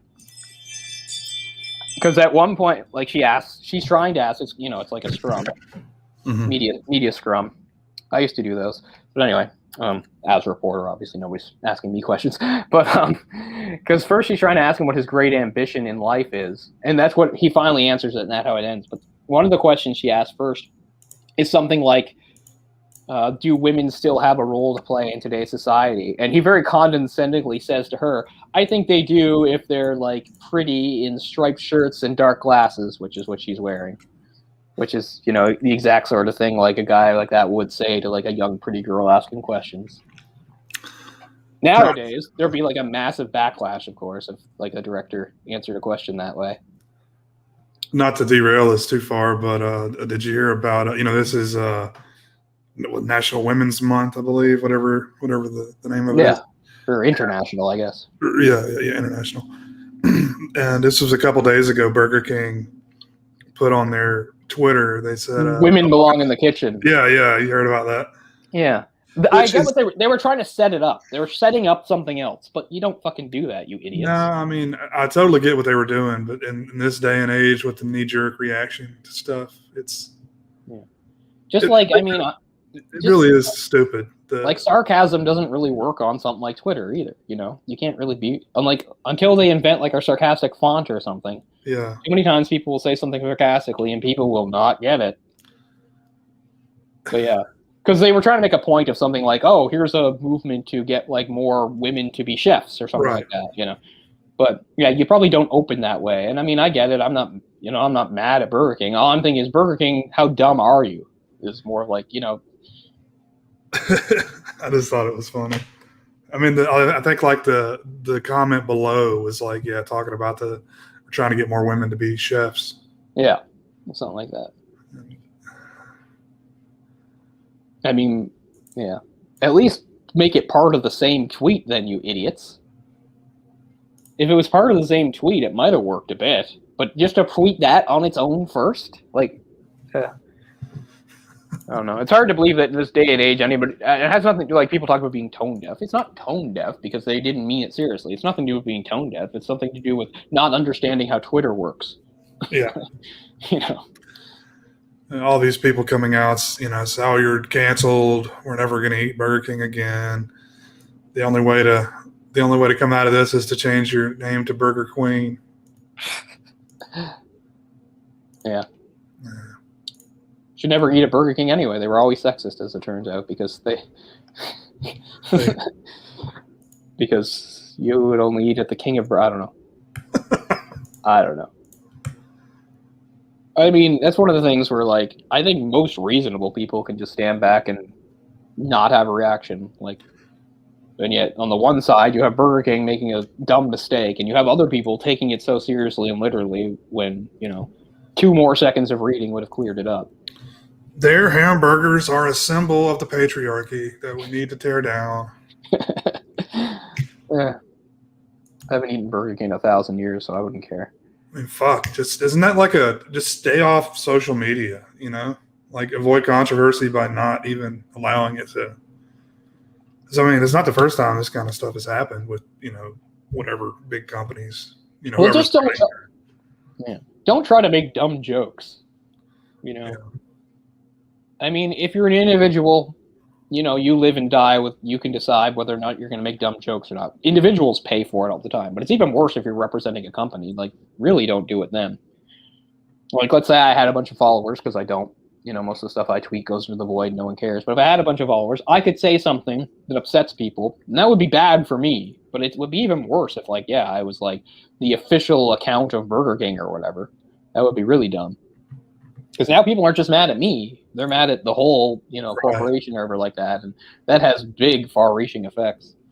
So, yeah, you would think, if you were the person in charge of the official account of, a big corporation, then maybe you would just stick to, the safe stuff.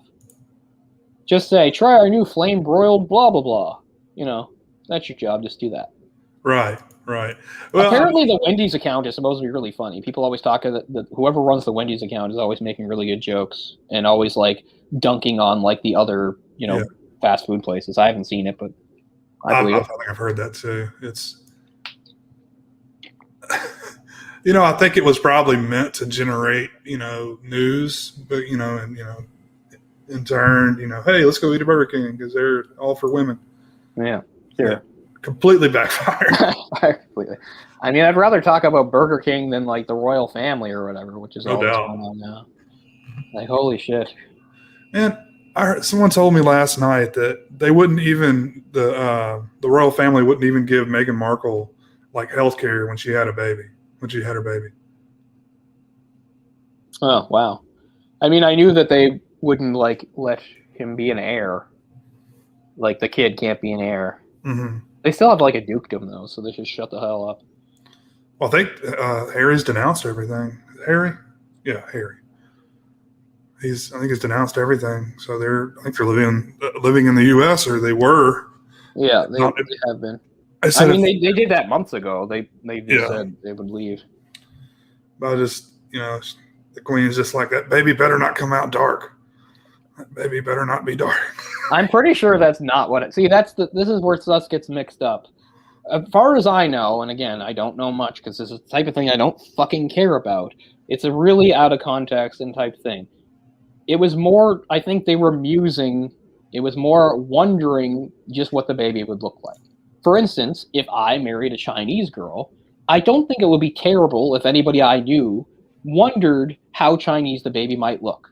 Everybody knows that the Asian traits are the dominant trait, right? They know they're not going to have my fair hair or blue eyes, but still, some people who are half Asian don't look as Asian as other people who are half Asian. And I don't think that's terrible or racist, and I think that was more the thing. They were just wondering, Meghan herself is not particularly dark, but that doesn't mean the baby might be. I don't think they were concerned about it. I think it was just generally wondering. People always wonder what babies are going to look like. People do that all the time. I hope it comes out dark as hell. It's darker than anybody. Yeah, because I don't think that would upset anybody technically in the royal family. And again, I am not sticking up for the royal family. I don't give a damn about them. They mean nothing to me. I thought they were pretty racist, though, right? I mean, they've had their moments. But I mean, as far as that quote goes, I'm pretty sure no, they were not concerned about the darkness of the baby. I think it was just more they were curious what the baby would look like. Oh my! Hold on, I can't let me do a queen. Ah, fuck, I can't do it. Oi! I'm trying to do Australian. That baby better not be dark. Well, if you're going to talk like the Queen, it's There you go. It's more up here. You get up here and you say, "Oh, I hope the lovely baby comes out a nice shade of caramel Lily because White. I love caramel treats." I lost it, but I had it for a minute. I mean, really though, if there is a gene pool that needs to be diversified, it's that one. So hell yeah, more power to them. Like your babies are not going to be all messed up like the rest of them. Yeah. I don't know. I don't know enough about it because I don't care enough. But I mean, many people do. Why is that? Like my mother is infatuated with the royal family. Always has been. I don't know.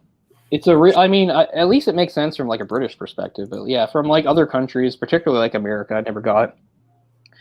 But I mean, Americans are weird because on the one hand, they talk about how great it is that the revolution happened in democracy, and on the other hand, they always had a fascination with the royal family and the court. You know, when JFK was president, they referred to the White House as like Camelot. You know, they loved that imagery.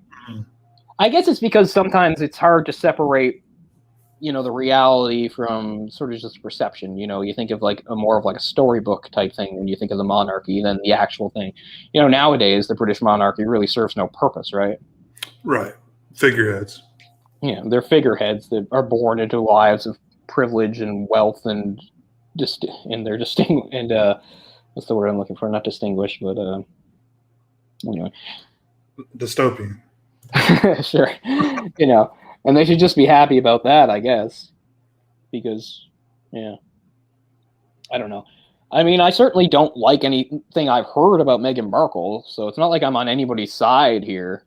Because, like, I remember one of the things she said, like, again, I did not watch the interview, don't care, but one of the things she said in the interview, I read it later, was something like, when she was first getting married, she was like, oh, yeah, they've got, like, a different national anthem. I'm going to have to go on Google. Like, you think?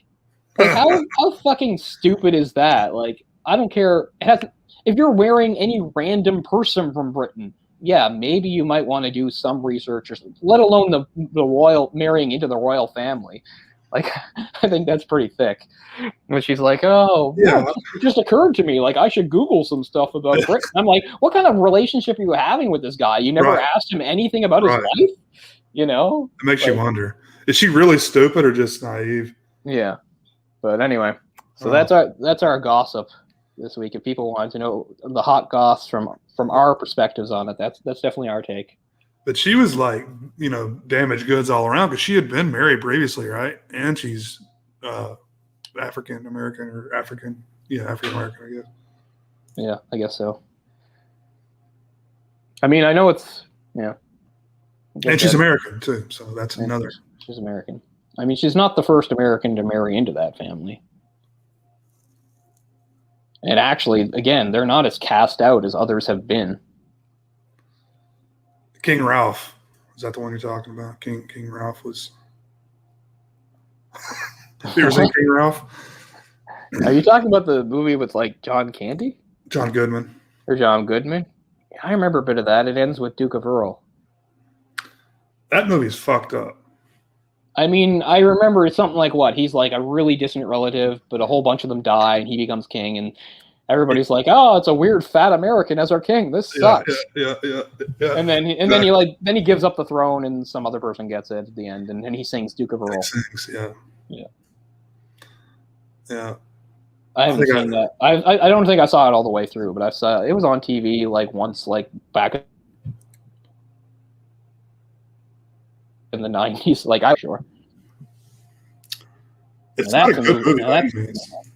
Right. But it's interesting. It's one of those ridiculous what-if scenarios that you use for comedies. Yeah, apparently like the entire royal family was taking a photograph together. Like it was like 100 of them. Oh, yeah. Like somehow they get electrocuted, like it's raining or something, and they all get electrocuted at the same time. Yeah, so it has to start with something really dark happening and then spun into comedy. Yeah. All right, get in here, you fat bastard. Come on, that's why the president and vice president don't fly in the same plane, you know?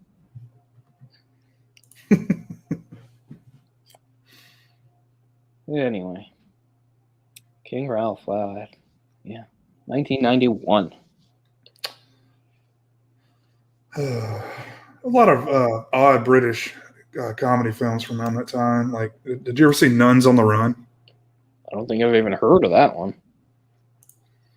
It's these two criminals that dress up like nuns and pretend to be nuns. Sister Act was 1992. Yeah. So exactly. for a while, nuns were popular, I guess. Wow, Jess. I know I saw it on VHS. I don't think I caught it in the theater, though. No, I just saw it partially on TV like 1,000 years ago. Let's see. Have I seen anything with John Goodman in theaters? Probably something, but not where he's the main guy. I saw that Cloverfield movie he's in theaters. Nuns on the Run was 1990, so Sister Act ripped it off. Yeah, so the early 90s was like nuns were in for a brief period. I've got it on DVD. I haven't watched it though. Of course, in the late 60s there was a show called The Flying Nun, which was literally about a nun that could fly. Lots of good television from that era. You had My Mother the Car, where a guy's mom died and was reincarnated in the car, or her spirit was trapped in the car or something. You know, it's funny, you think about what a wasteland television is now, but back then too. It's much better than it was. Yeah. Now it's just, there's plenty of quality. It's just buried under trash. All the trash. I'm just saying, it's interesting that back then, when there were only so many networks and on so many shows, shit like that got a green light. Like nowadays, I get why stuff gets green light because there's just like content, more content. We need a streaming service. We need stuff on this. Jesus. Like Pippi Longstocking. Did you ever see that? No, I read the books when I was a kid.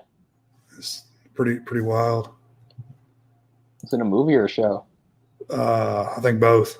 It definitely had at least one movie. It's pretty popular for a while. We're on the subject of kids' books. The author of a book I really like died like a couple days ago. I forget his name, something Juleson or something like that. He wrote The Phantom Toll Booth. I was amazed he was still alive. I figured he died aged because he was like 91. But anyway, I really liked that book. It was always really influential. Sort of like a kid going to another world, a la Alice in Wonderland book, but it was actually an educational book. It was done to like teach kids stuff, and it was written in a very clever way.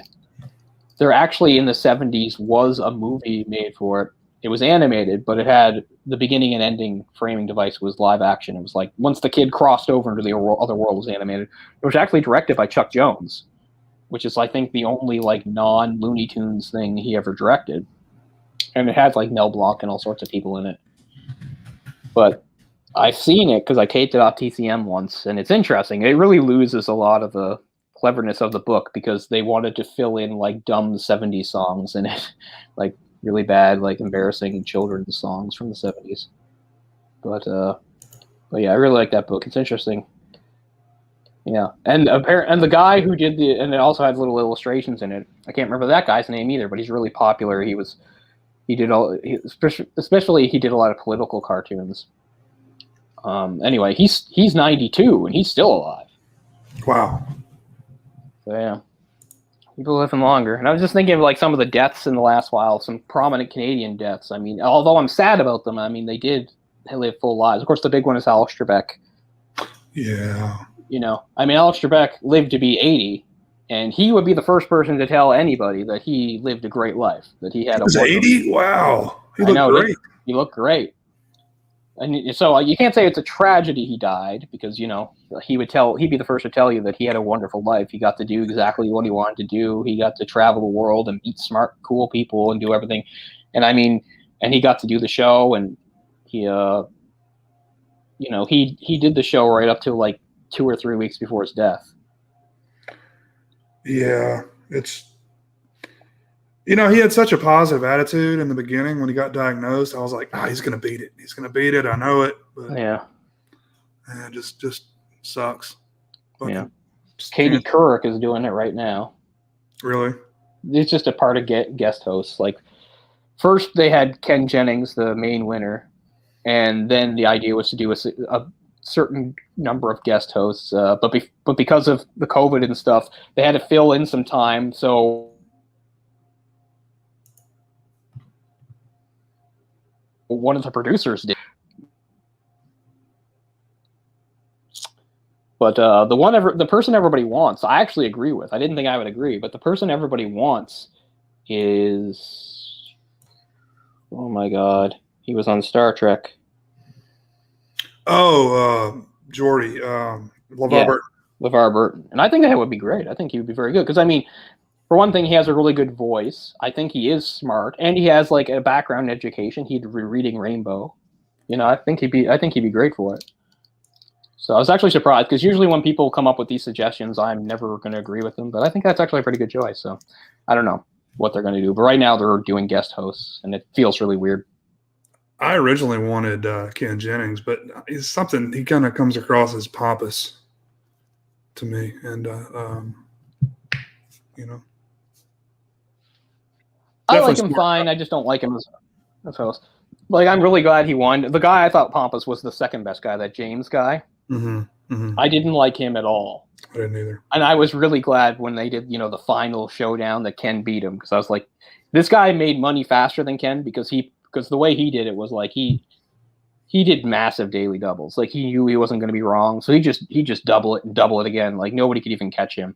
Ken won more games, but this guy won money at a faster rate than Ken because he just had massive scores at the end of the game because he was just going all in on the daily doubles, and obviously very smart, and he's probably not bad, but he bugged me. I did not like him.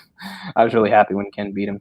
Anyway, Ken is fine. I don't dislike him, although speaking of that, he once did a offensive tweet and gotten a lot of shit about it. Yeah, that's kind of why he's kind of not in the running anymore for host, right? Yeah. I mean, he's still a producer and everything. He's fine. I don't know. I'm all yeah. I'd like LeVar Burton. I think that'd be cool. I don't know if anybody's seriously considering it. I don't know who came up with the idea. I think it's a good idea, though. And I think he said he'd do it, which is kind of the main thing, because I assume hosting Jeopardy is a massive commitment. But yeah, it's sad whenever a constant in your life. The older you get, the less constants there are in your life. And I mean, Jeopardy was constant for me. I mean, it's still around, but with obviously Trebek. It started in '84, so that's pretty much my whole life.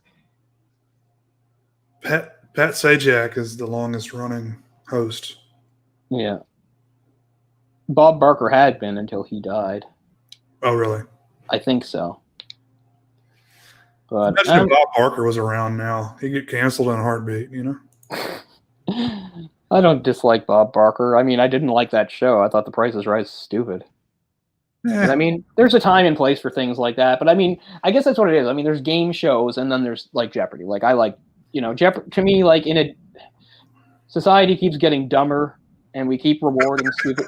It does, and we keep rewarding stupid people and putting stupid people up on pedestals. And there's so much anti-intellectualism going on where it's almost like it's not cool to be smart, and it's like cool to be dumb and ignorant. Like Jeopardy's like one of the last bastions in Western society of like holding up like knowledge and intelligence and rewarding it and celebrating it. So, it has to continue. Oh man, I was such a massive fan at one time, like in high school, that I actually got the official like scorekeeper so I could keep score myself. Yeah. Little handheld, it was a piece of shit, but I used it. This cheap little thing. Yeah. But anyway, to the others, again, not tragic because they live long. Christopher Plummer, he was 82. So long, full life. I think 82. Something like that. Quite old, but anyway, I'm still very sad. Another Canadian. And the third, of course, most recently, I don't know if you heard, but Wayne Gretzky's father, Walter, died a few days ago. So he had to have been old, huh? Oh, yeah, I think he was 87 or something like that. Because Gretzky just turned 60. Wow. Which is kind of mind-blowing itself. But yeah, Walter Gretzky, I don't know what you know about his life, but sometime like the mid or late 80s, he had like a really bad stroke. Mm-hmm. And and when he sort of recovered from it, he lost like a massive like part of his memory. And like it changed his personality. I don't know if he ever really got back to who he was. So that had been so hard. Because, it was right when Gretzky was, like, at the apex of his career. And, like, and Walter had like no memories of like teaching him or coaching him and all the stuff, like crazy messed up stuff. I think as he got older, stuff came back to him, but there was a period of years where it was just like he was just a completely different person who had no memories of any of the stuff that he did with his family, which has got to be shattering. They even made a TV movie about it called Waking Up Wally, the Walter Gretzky story. Yeah. I mean, it kind of ties into hockey. I knew one person, so when I was a kid, I think this is the main reason I'm a Toronto Maple Leafs fan. So if you live in like Eastern Canada, there's really all kind of, it's more diverse now, but usually it'd be like, it's either Montreal or Toronto, right? Like we don't have a local team. It's probably Montreal or Toronto. My dad, massive Montreal fan. So obviously he would have liked me to be a Montreal fan like him. And I'm pretty sure this guy who used to sit at the hockey games with my parents way back when. I don't know how they first met him, but anyway, his name was Roddy, and he was a huge Leafs fan. And I'm pretty sure he's the reason I'm a Leafs fan. I think he made it his mission to corrupt me, to get at my father, make me a Leafs fan. So I was a Leafs fan. And then when I was about 12 and I was in Pee Wee, he was one of my hockey coaches. And yeah, so when I was 12 and 13, he was the coach of my team. And when I was 13, my second year, he made me captain, which I think really shocked a lot of people because usually the captain is the best player on the team or a loud rah guy, whereas I was sort of an average player, but I was quiet and went about and did my business, and I guess people respected that. It's only Pee Wee. But anyway, Roddy was a very loud, bombastic character anyway, but when I say he's the loudest person I've ever met, I don't mean when you're talking to him where he's always really loud and brash or I just mean if he needed the volume, he could out yell anybody in the world. Like, my God, like when he yelled at you when you were on the ice, it just carried through the whole rink. Like it was incredible. Anyway, sometime years later when I was 25 or something like that, he suffered a stroke, and as he recovered, that his personality is just gone. Like he doesn't have any of that. Like now he's just sort of a quiet, kind of polite guy. He's not at all the guy that I knew, and it's it's a really sad thing for me, somebody who didn't know him that well. I just think of his really close friends and family. He survived and he's healthy and thank goodness, but his personality's been wiped out. It's not the person you knew all those years. Yeah, which is a sad thing. I've seen that happen to a lot of people with strokes. Yeah, no, that's the only one I've really known, and again, I didn't know him well, but it still makes me sad because he was such a enthusiastic, fun guy, and now he's just sort of a quiet, polite guy. I remember running into him, and he just didn't seem like the same guy at all. So even to me, someone who didn't know him that well, just the change was just so. But anyway, yeah. So that happened to Walter Gretzky, and I think as he got older, stuff did come back to him. But there was at least a period of several years where hockey didn't even really mean that much to him. He didn't even really didn't. I remember once he there's a scene in the movie, which I guess is from the thing, where he's down in the basement where he kept all of Wayne's stuff. And of course it's trophies and trophies and trophies, because even before the NHL, all Wayne did was win championships and MVPs and all that stuff. And he just turns and he goes, "Wow, Wayne, you must really like hockey," or something like that. It's you're the one that taught me. You're the one that made me. God. But so anyway, so he was kind of like Canada's hockey dad. He passed away a few days ago. Again, long, full life, but still sad.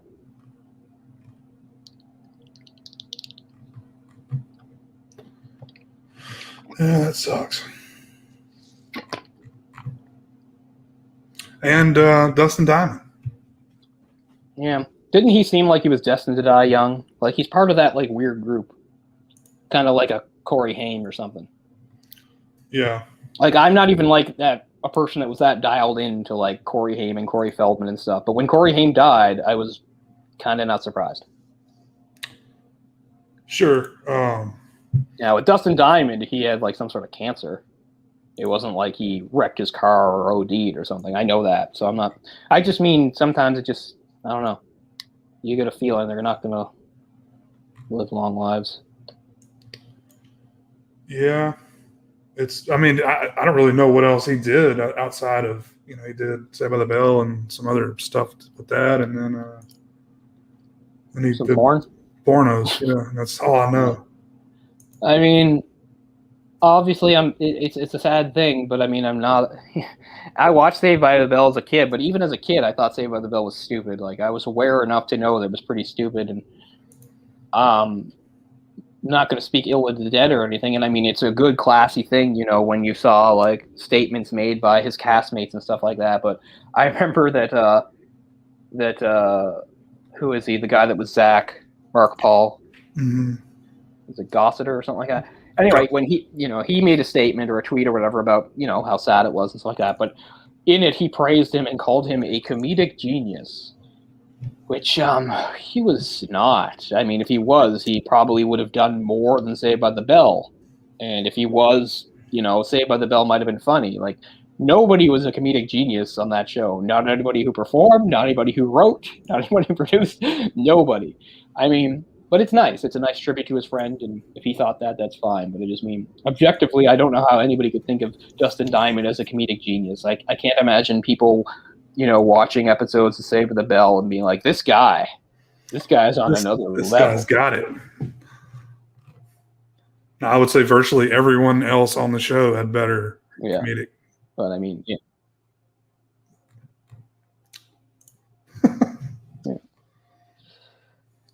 Well, yeah. So, I mean, certainly sad. Wish he could have lived a longer life. And I'm sure he had hard moments because it's probably, a lot of people probably just thought him as like a loser or whatever. It's like, you were the joke character on a pretty mediocre show. And that was about it for your career. It's got to be hard. Yeah, I agree with that. I would be cool with that, but it'll never happen. Norm's too political. Yeah. Norm's really smart, which is one of the things that's great about him. Norm does this whole thing where his whole shtick is like, I'm a dumb guy that doesn't know much about anything, but he's actually really smart. He's probably the best person at that whole shtick. He's a comedic genius. Yes, he is. But yeah, no, I like the idea of LeVar Burton. I don't know if anything's going to come of that or what. I can't remember. One of the guests they had lined up as a guest host was Dr. Oz, and there's been a big backlash of that. And I'm glad, because Dr. Oz is a fucking shyster. Everybody knows that. So no, he shouldn't be anywhere near Jeopardy. I agree with that backlash. So hopefully that's not still happening. I don't want to see him on there. Not that Katie Couric's so great, but at least, she's not. Yeah. What did Dr. Oz do that's wrong? Well, it's just like a big part of his show, like, has been exposed that, like, he's much less doctor and more like salesman. Like, a lot of his stuff was like, but like to the point he got like indicted by like Congress or something. He had to like go before Congress and defend himself. Like, and he did not come off well either. Basically, to save his own ass at one point, he basically threw himself under the bus by saying like, well, I'm not really that much of a doctor. I'm on there to like to entertain and to put on a show. It's like, seriously, people are taking serious medical advice from you asshole. Because there were a few like products and things and medications he pushed that, was not a good idea. So, yeah. Well, all I have to say about that is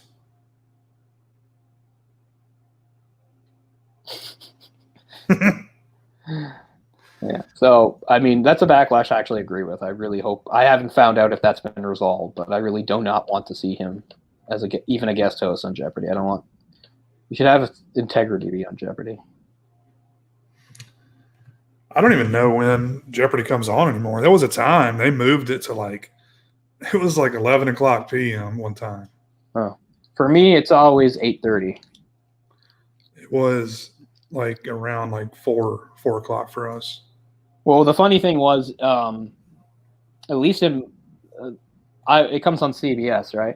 So I don't know if CBS does stuff regionally or not. But the way it worked for me is, Jeopardy would come on, but there was always a show dedicated only to the New England Patriots called Patriots All Access. And when that would come on, it would preempt Jeopardy, and then it would get moved to like 4 a.m. It used to drive me crazy. I think it still happens. So, but yeah, for me, it would be 8:30 my time, so 7:30 Eastern time. I watched it tonight. I watched it just a little while before coming on here. Oh, really? Cool. Yeah, I watched Katie Couric. It was good. Two days in a row, they had final categories I really like. Yesterday it was sci-fi, and today it was literary thrillers. So I nailed both of those. Those are right in my wheelhouse. Very cool. Yeah, I like when they give you topics that you actually know a lot about. I mean, that's the thing about Jeopardy. Like, it all depends on the categories, right? Some days I'm like, oh, if I was on, I'd be killing. Other days I'm like, oh, all this stuff. I don't know this stuff. And I'm going to be an asshole here, and I know it's an American show. I just think sometimes it's a little too America-centric. Like, I mean, they obviously, it's you know, it's about knowledge, and they'll do categories that focus on all over the place, the whole world, other countries and stuff, but they just, too often, they'll have things like state birds or, you know, American presidents. It's, I don't know. Yeah. That, you know, I don't mind that every once in a while. I'm just saying it comes up too often. The funniest is watching the teachers' tournament. You ever watch the teachers' tournament? You'll feel really smart because they have to make sure the teachers don't look like idiots. So they dumb down the questions quite a bit because they can't be like, our country's teachers are stupid. So they actually dumb them down quite a bit. It's like almost as bad as Celebrity Jeopardy. Yeah, but speaking of Norm, of course, we can always way back when it was still new and people talked about it when they first did the celebrity version of not Once Upon a Time, of Who Wants to Be a Millionaire. I watched the Norm one. Norm would have gotten the million and Regis talked him out of it. He was at the final question. He had 500,000, one more for $1 million. And you know, you can go or you can walk away. And he walked away basically because Regis made him, because Regis was like, it's a lot of money, you don't want to risk it, blah, blah, blah. And he said, well, here's what I think. And of course it was the right answer. That made me so mad. That was like 16, 17 years ago, whenever the hell Millionaire was actually a thing. It was like the very first time they ever did like a celebrity. And I was so happy because I loved Norm and he was so much better than all the other, like the other celebrities all got eliminated so quickly. He was going to go all the way. He was going to get million. And then Regis was like, oh, I don't know if you want to risk it. I still remember that with clarity. It made me mad. I used to love Norm was killing it. I think Katie Couric did that for a while, didn't she? When that reached syndication, I think she was the host of that. Some woman. Maybe you're right. Maybe it's not Katie Couric, but I don't know. I know the Meredith. Oh, maybe that too. Meredith, I forget. Was she from The View or something? Maybe. Yeah. She was on some other show, but she did it for a while. Okay. After Reg died this year too. Yeah. Television legend. He had the record for like most time on TV. Like nobody spent more time like being broadcast on television than him. Just in like all of history. The morning show, whatever morning show he did. Yeah. And just all his other appearances. And of course, Millionaire. But yeah, the morning show was, what was it? Something with Regis and Kathy Lee. Yeah. Kathy Lee Gifford. What was it called? Was it Today? Good Morning? No. It's just live? It's something. Live. I think it's live with Regis and Kathy Lee. Okay. Yeah. I'll tell you. I mean, that's completely off my radar. There was no point ever in my entire life where I watched a show like that, ever. I don't know what they did or talked about, or I don't know what made morning shows different from other talk shows. I mean, they're more silly, I guess, because usually they do stuff like today we're in the kitchen with Dr. Lobster Hands and we're going to do something crazy, you know. Yeah, I don't get it either. I'm not a morning person at all whatsoever. Yeah, I'm sleeping through that. And if I'm up, I'm not doing that. Yeah. Yeah, if I'm up, I'm pissed off, and I'm not doing that. My sister still, I think, religiously watches the Today Show, if that even still comes on. I don't know. Yeah, but I mean, those things, they've changed hosts so many times, so nobody can keep. I mean, there was a part where it was Regis and Kathy Lee, and then it was Regis and Kelly. Regis and Kelly, and then it was Kelly and some black guy, football player, Michael Strahan, I think. Yeah, he had like a big gap in his teeth, and that's his I have no idea how he got that job. I'm not saying you have to be super qualified to do a stupid morning show, because I don't care about morning shows, but it seems really weird that a former football player gets that job. Like, how does that happen? Is he known as being really charismatic or something? I mean, I guess possibly. It's for football players, I think so, yeah. Yeah, it seems weird to me, but again, it's not a world I know about. Maybe he had all the right chops to do a morning show. No idea. Me either. And yeah, the Today Show, what was it? One of them had a funny name, like Hoda Codby or something. Hoda, yeah. And Kathy Lee. Yeah, she was with Kathy Lee. See, some of this rings a bell. I mean, I didn't watch it, but names stick in your head. I didn't watch it, but I caught the highlights of like the stupid shit. Like on other shows I would watch, they would just show how dumb it is. Like they'd be like wine drunk at like 11 p.m. AM, yeah. And Matt Lauer was on there until I think he sexually assaulted somebody. Yeah, right. Something like that. Yeah, he was like stalking some woman or something, I think. It was in the big Me Too when people are getting canceled left and right. So I don't even know. But his wasn't like just like one thing though. It was like a whole bunch of things. I think he was like obsessed with some woman and he kept like texting her and calling her and stuff. I think it was. Maybe you should check me because I don't want to say stuff that isn't true. But allegedly. No, that's not what I mean. I mean, maybe I'm mixing him up with somebody else. You know what I mean? I don't like Matt Lauer, and I believe bad shit, but I just mean I still doesn't mean I should just say he did stuff he didn't do. I don't want to do that, is what I mean. So maybe I'm mixing him up with somebody else. So I don't want to say take my word 100%. Look that up, people. Yeah, so maybe it's somebody else I'm thinking of because there was somebody else where it was not like some one thing or it was a misunderstanding. It was like this guy kept calling this woman and texting her and doing all sorts of weird stalker stuff. I thought it was him. Maybe it's not. So I apologize. Nobody take my word for that. If you want to find out Matt Lauer, look it up. Don't take it from me. So is Matt Lauer the one that like Tom Cruise flipped out on? You're not talking about Oprah, are you? Where he was on the chair and jumping around. Well, so you're right. You have to narrow it down. I think there was a time where Matt Lauer interviewed him, and like Tom Cruise started flipping out, saying like that he didn't understand the history of psychology or something. Right. He's like, I've studied the history of psychology. You don't know what you're talking about. I think it was Matt Lauer. Yeah, I think you're right. I don't know how you do an interview. He was going on about prescription medicine for. Some Scientology thing about how he's anti, how it's all bullshit and blah blah blah, and you can just mental illness is not real, and you can just cure yourself, and just the power of whatever the bullshit they do. Thetans, power of thetans.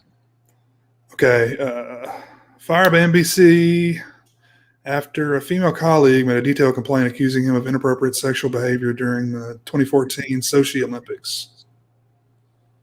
Yeah, I think that's right. Yeah, and it continued. It was, but anyway, I don't know. Yeah, like it wasn't like one thing. It like took place over kind of a long period of time. So that's why like it was. Yeah. Anyway. Too much gossip today. This is what happens when we haven't been on air for a while. Get on the hot goss. Like, what's on the news? What's in the news? Tell me what's happening. But anyway, I'm kind of addicted to French New Wave films because this is one of the ones where I like style over substance an awful lot. Like, the plot doesn't necessarily have to matter that much to me. I just really like the atmosphere and the style. And I love the camera techniques. I love usually the music. Music in this is just some sort of low-key, kind of jazzy number that really gets stuck in your head that I like a lot. The movie is just... Again, you have to view it through the lens of its time. For its time, it was just loaded with attitude, right? It was kind of like a fuck you to the establishment type of movie. Nowadays, you'd be like, what? How? But it really would have been at the time. And French audiences are very perceptive. They pick up on that. Sometimes when movies are subtle, audiences don't always get it. But you can count on the French. A movie that we might someday do, a very old movie, considered one of the more important movies ever, is a movie from the 30s called The Rules of the Game. Oh, yeah. And The Rules of the Game is very much kind of a send-up. It's kind of like a satire, kind of like making fun of like kind of the rich idle class in France. It's kind of like talking about how they're kind of like empty and vapid and things like that. It's kind of that sort of thing. But it's fairly subtly done. Like it's there. But when the film was viewed in certain places, the audience knew exactly what it was, and when it was a rich audience, they knew exactly who was being made fun of. And in one instance, the audience not only rioted, but set fire to the theater. They were upset. So yeah, the French, they get it. They know when they're being made fun of, and they All those years of reading Cahiers de Cinema really paid off. But I mean, this is even before that. This is like 1939. But yeah, Rules of the Game is a really interesting, cool movie, and another one where it's so early that it's full of techniques that weren't even really heard of then that we just take for granted now. Like something like deep focus, a thing like where you've got like, you know, a character in the foreground, but there's stuff happening in the background, and it's shot in such a way that you're more focused on the background. Like that was a brand new thing back then. Now, you know, you see it in movies and you'll see action in the foreground, background, midground, all over the place. But back then it was much different because it took a long time to break away from filming movies kind of just like they were plays. It took a while to like understand like, okay, there's more we can do here. Move the camera around and have, you know, be busier and have more things happening. Well, yeah, the one thing we didn't mention was the unique ways that they, you know, use the camera. Like they didn't have a dolly, they didn't have the money for it. So he was it Godard that pushed the cameraman in a wheelchair or something like that? Is that what it was? Yeah, I think I read that. Something Which, like that. I mean, the final product came out great. Looks pretty smooth, yeah. I mean, there are some places where it looks jerky, but I think it's supposed to be. Yeah. You know, because they're going for that whole handheld gorilla style. But where it is smooth, it does look quite smooth, which is impressive. But yeah, I'm just looking at some more stuff about how it was, about the filming. Films during August through September in '59. Yeah. Here's one thing I wonder, because they said about how like they filmed part, you know, in places without permission and stuff. Remember how towards like the end there's like some sort of like motorcade or parade going on? Like, does that mean they just filmed that, or was that like, or did they make that in the movie? It seems like they wouldn't have had the budget to. Right. I think that was something real that they just filmed. Yeah, you got to be right. Because they just, you know, as these movies picked up steam, they got more budgets. But the whole first wave of the new wave, they were really low budget movies. Because again, these were just, you know, first time filmmakers. They didn't have a lot of backing or anything like that.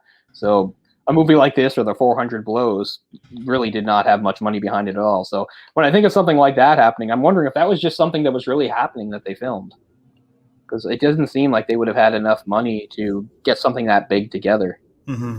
But I don't know for sure. You wouldn't think so. Couldn't find anything about it. Yeah, very spontaneous in the way that they approached everything. Did you ever watch the Creep Show on Shudder?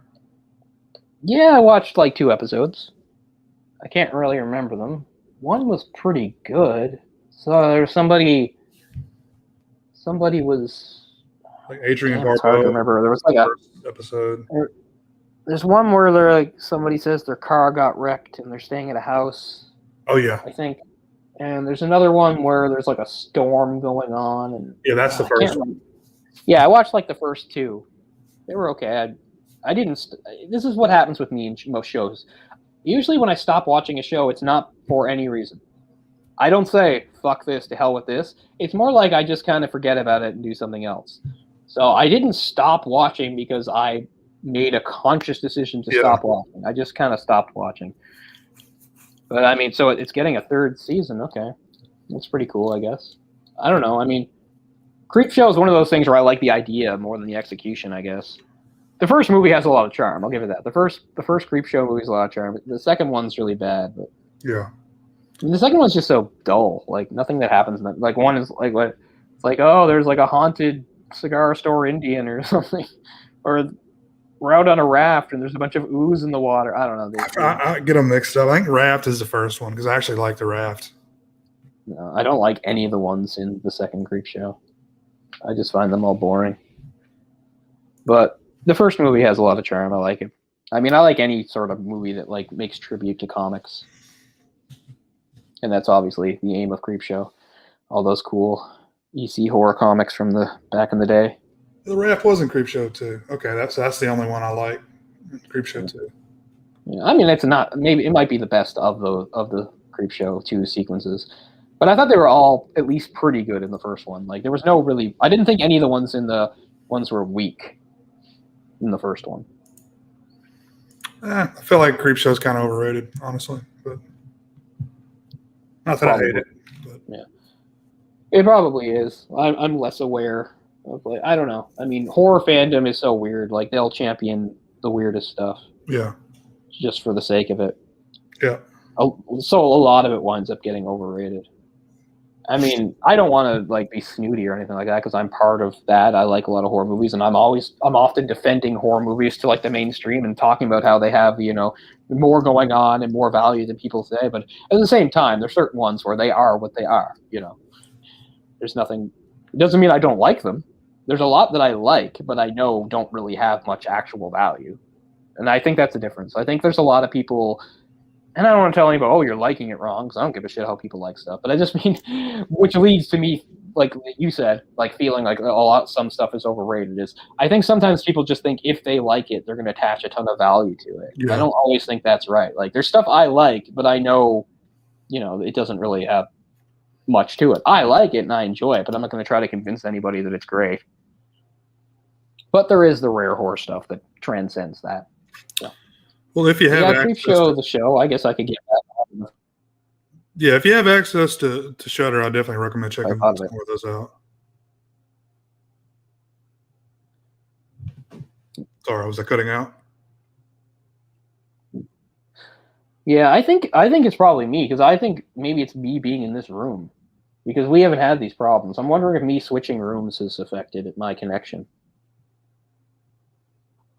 I just wanted to try something different where I'm not sitting on a bed.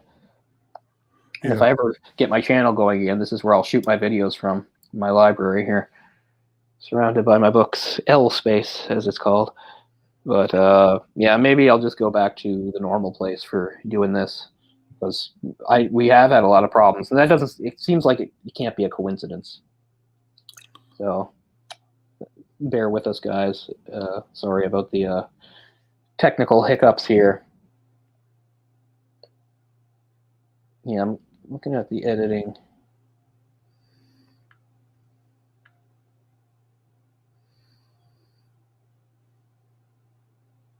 I think it's something like when they made the movie, even though it was immediately like, you know, successful and people liked it, I think Godard himself and the people who made it thought that it was bad. They're like, uh-oh, we made a bad movie. And then it was like, oh, no, it turns out people really like it. Right. I think that was what they thought. Because it all, again, came down to less having to do with necessarily worrying about doing something great as doing something different. That was really their main thing.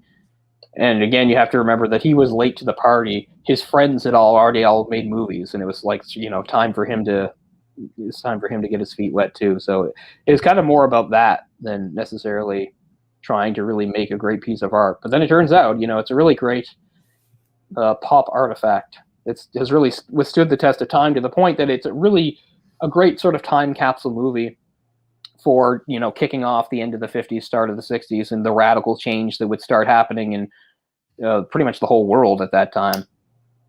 So yeah, if you look at a lot of the prevalent New Hollywood movies and stack them up against some of those French New Wave movies, you can really see exactly what they were drawing from and how they reflected it in their own movies.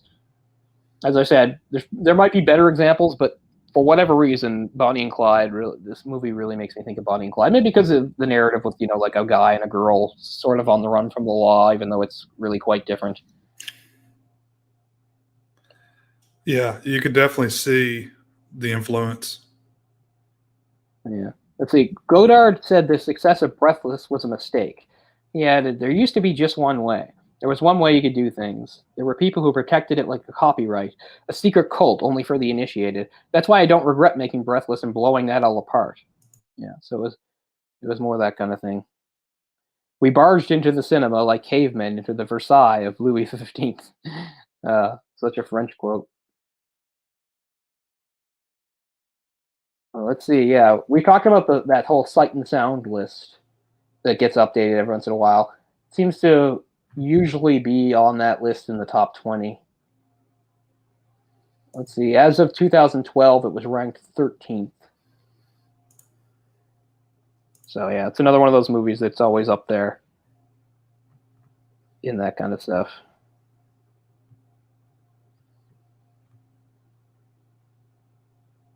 Oh yeah, I forgot about that. I'm just looking at it in popular culture. I forgot that. Yeah, the Tragically Hip, the Canadian band, had a music video that pays homage to the film, which is kind of interesting because maybe they were really into the French New Wave because one of their best albums from the '90s is called Day for Night, which of course is a Truffaut film, although not technically part of the French New Wave. It would be a little too late for that, but still one of the auteurs of that period. But yeah, that was the other thing. So Godard himself had written the article, whatever, or the essay, or want to call it, and that was really the first push of the whole auteur theory, which again is something that people really took and ran with going into the New Hollywood era. And you saw this era of experimentation and also just directors having a lot more freedom than they had previously had, and the really great results. And if you want to go back and revisit those shows we did, you'll see that we tried to sort of trace the arc, and then we ended where it all sort of came crashing down, and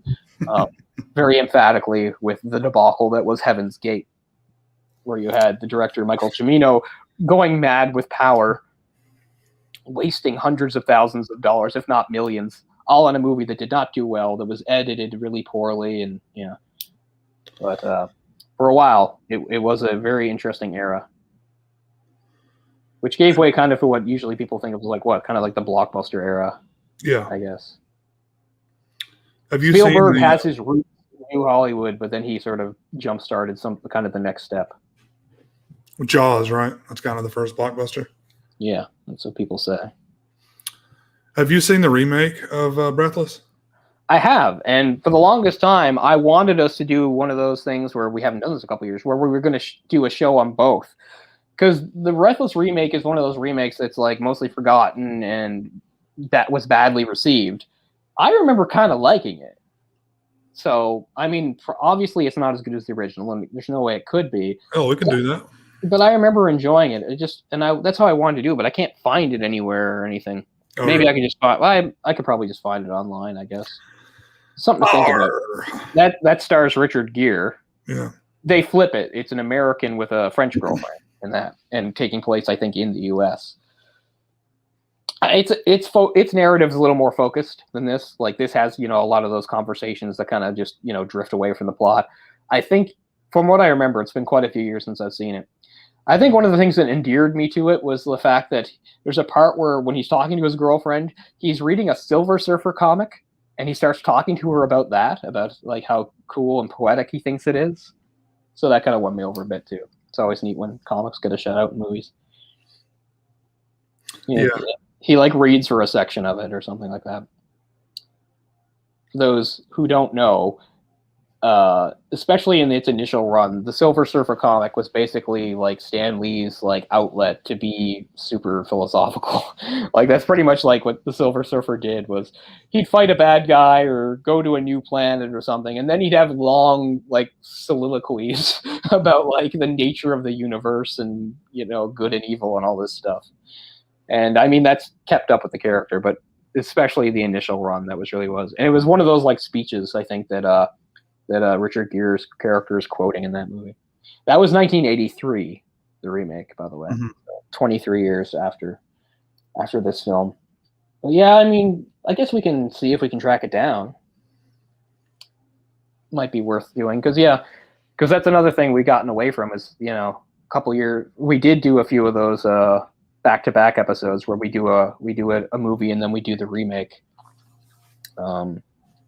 In those, they were usually, I mean, it's the same thing actually. It's like usually a foreign movie with like maybe an American remake. Mm-hmm. Let the Right One In and Let Me In. Did we do both of those? Okay, cool. Yeah, we did. It must have been early on, man. Yeah, we did, of course, the thriller Night Watch and Insomnia. I think those are the ones. I think those are the only ones. Night Watch was the standout because it was the same director. Right. Yeah.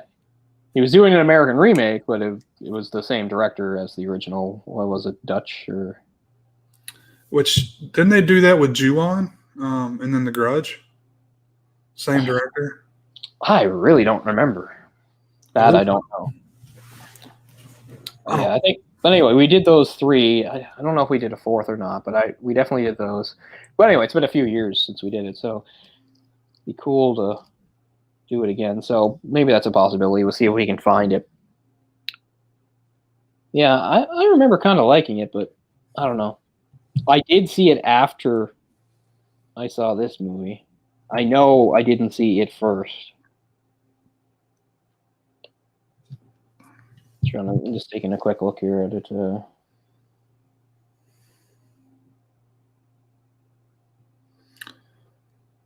Yep. Takashi Shimizu directed both. Yeah, let's see. So this is somewhere around Las Vegas setting for this one. Mm-hmm. I'm almost okay if it's the same director. I'm almost okay with him doing an American version of a foreign film, but otherwise, I'm generally not okay with that. Yeah. I mean, as we covered, some of them can be okay. Like Let Me In is okay, but it's no Let the Right One In. And that's why you wonder, and I know we've talked when we were doing Korean movies, like same sort of thing like with Old Boy. Like if the original Old Boy didn't exist and you saw, or you never heard of the original Old Boy and you saw the new Old Boy, you'd probably think it was pretty good. It's really, it takes the comparison to the original to realize that it's not very good. You've seen the remake? Yeah. The Old Boy? I haven't seen it. I'm not gonna. You can't. I mean, why try to improve on perfection? Like the same with Let the Right One In. That's one of my favorite movies of all time. And that's really the case. Is what I mean. Is like neither remake is poor, but it can't be as good as the original, so it kind of doesn't seem to have much point. Right. Just show the original. I mean, in other scenarios, sometimes there are absolutely bad remakes, and that is worse, I guess. But at the same time, I don't know if like a passable remake is really that much better than a bad remake, because the passable remake doesn't serve much purpose either. I mean, if the original's out there, right, just watch that. Well, let's go a different route. What's a remake that's better than the original? Can you think of any?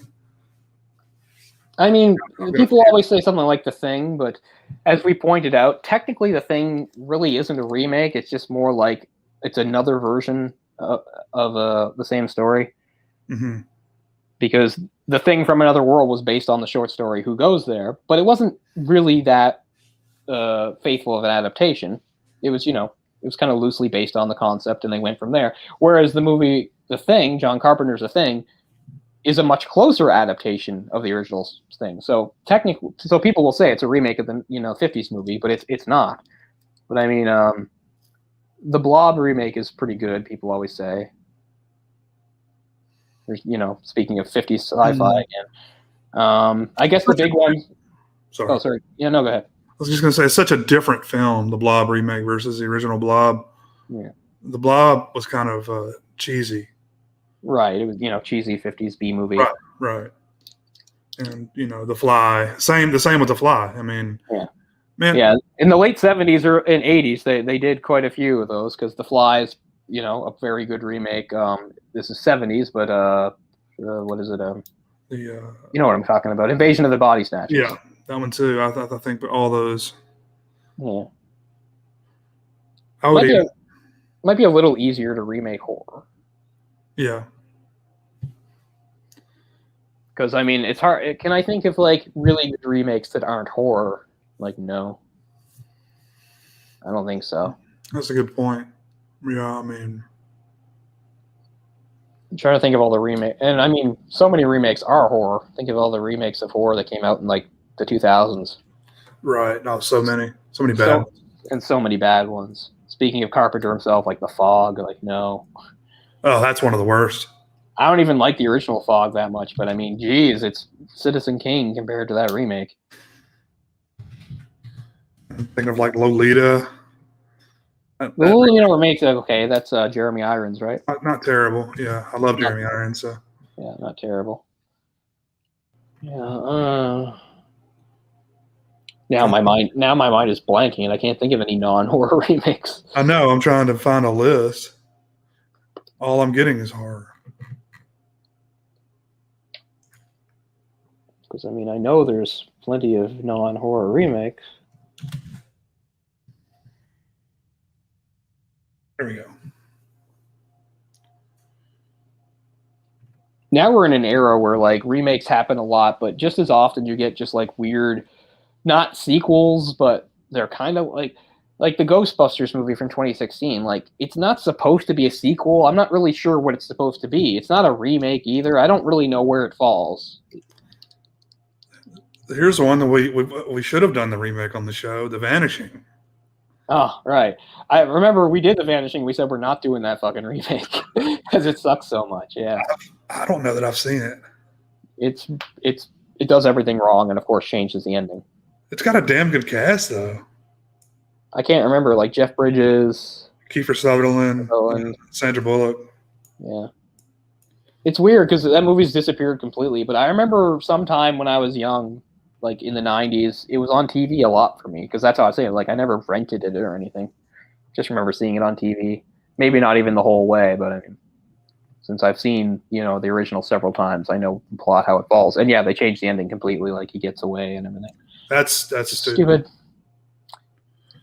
Plus, like, 13. Jeff Bridges is the bad guy, I think. And again, they play him all up as like a villain, which really goes against kind of like how the original's supposed to work too.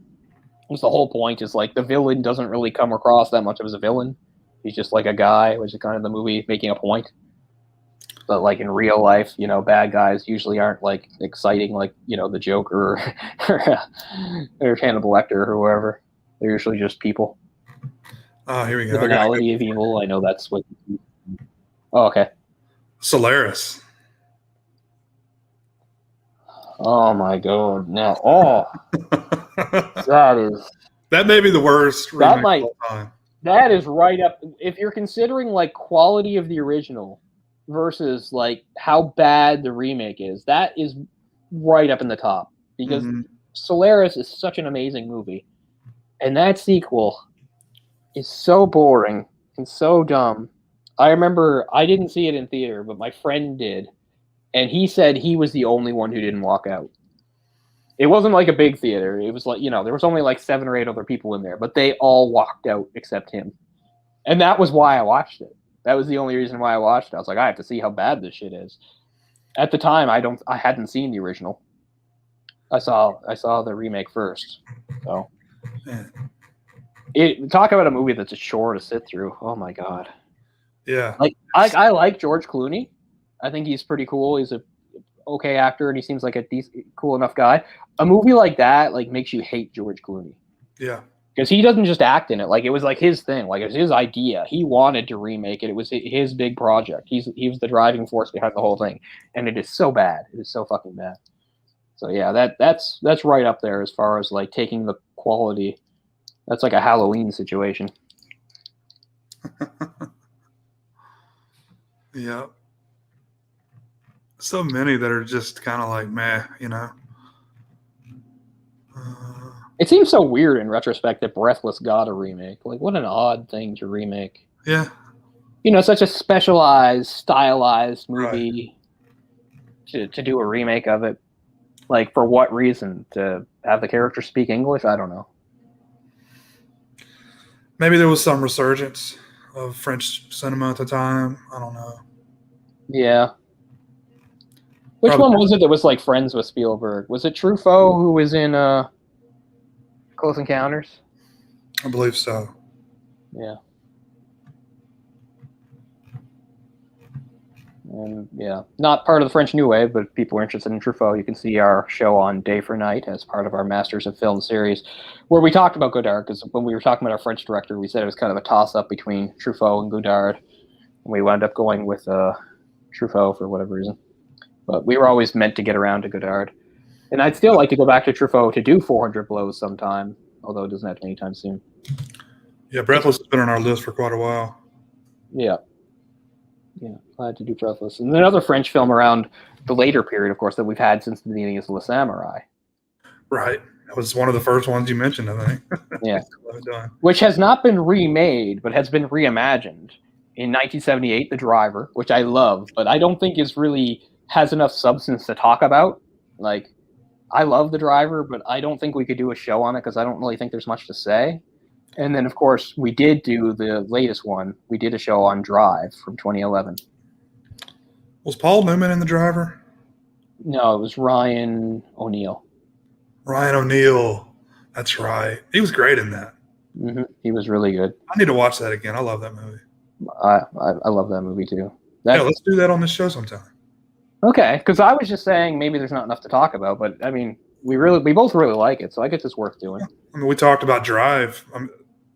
Drive for quite a while, so I'm sure. Yeah, but Drive has more of a plot, really, because Drive has the whole subplot of him, like with the girl, dating the woman with her kid. Mm-hmm. Like Drive actually adds more plot than Driver. The Driver is very straightforward. That's Walter Hill, isn't it? Yeah, maybe we can do Le Samurai and then The Driver. Yeah, that'd be good. I think I have both. I don't own them on DVD, but I think I recorded them and never got rid of them. So, yeah, we could do that in the next couple of weeks. I'll try to track them down. If we can't find the Breathless remake. Yeah, the Breathless remake might be hard. But it is sort of an obscure, kind of forgotten movie at this point. It only really gets brought up if you're talking about the legacy of Breathless. But I remember thinking it was okay. But again, this was a long time ago. And, different circumstances. And maybe I wasn't thinking of it too much in comparison to the original. It's really hard to recall. I think it was just because I enjoyed Richard Gere. Maybe. But yeah. Walter Hill, he's a good director. I remember way back in the Sausage Factory when we did a show where we were going to bring up directors. We each brought up a director we thought was underrated and get to talk. Mine was Walter Hill, who was kind of from a bygone era because his movies were very masculine, sort of macho movies. They didn't really have roles for women or anything. They were just usually about tough guys doing tough stuff. But I think there's still a place for in today's society. I'm not, it's good to have all the other stuff, but that doesn't mean you can't every once in a while just have one of those like testosterone-driven movies. Right. It's a dude movie. A movie you can watch with a dad or something. Yeah. I find the one I hadn't watched in forever, and I finally got a hold of and watched a few weeks ago was the one about the soldiers, Southern Comfort. Oh yeah. It was okay. I kind of was a little disappointed. It was okay though. But I mean, I always loved Walter Hill because he did The Driver, then he went right into Warriors, and I love the Warriors so much. Oh man, he did Hard Times before The Driver. Yep. Hard Times is good. Yep. Oh yeah, I like all these movies. Except I think he did 48 Hours. Yeah. And that's never, I don't dislike it, but that's never made an impression on me either. I thought 48 Hours is fine. It was kind of like some sort of like tryout. It was like, I mean, I know it doesn't work that way because of the history, because obviously, I know I'm going on a weird tangent here, but I was going to say like that Beverly Hills Cop, everybody knows the story that originally wasn't going to be a comedy and it was a Stallone vehicle, blah, blah, blah. Then they rewrote it, changed it, brought in Eddie Murphy. But if you don't think about that, if you watch 48 Hours, it almost feels like some sort of like warm up for Beverly Hills Cop type thing, because you got Eddie Murphy.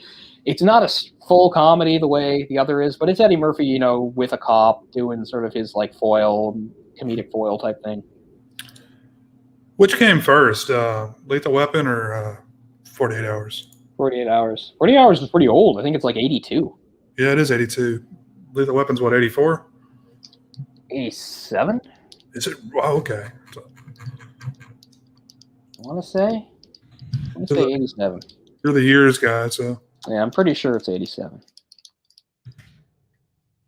Love how it's bringing me the fucking remake and the TV show and shit. 87, you're right.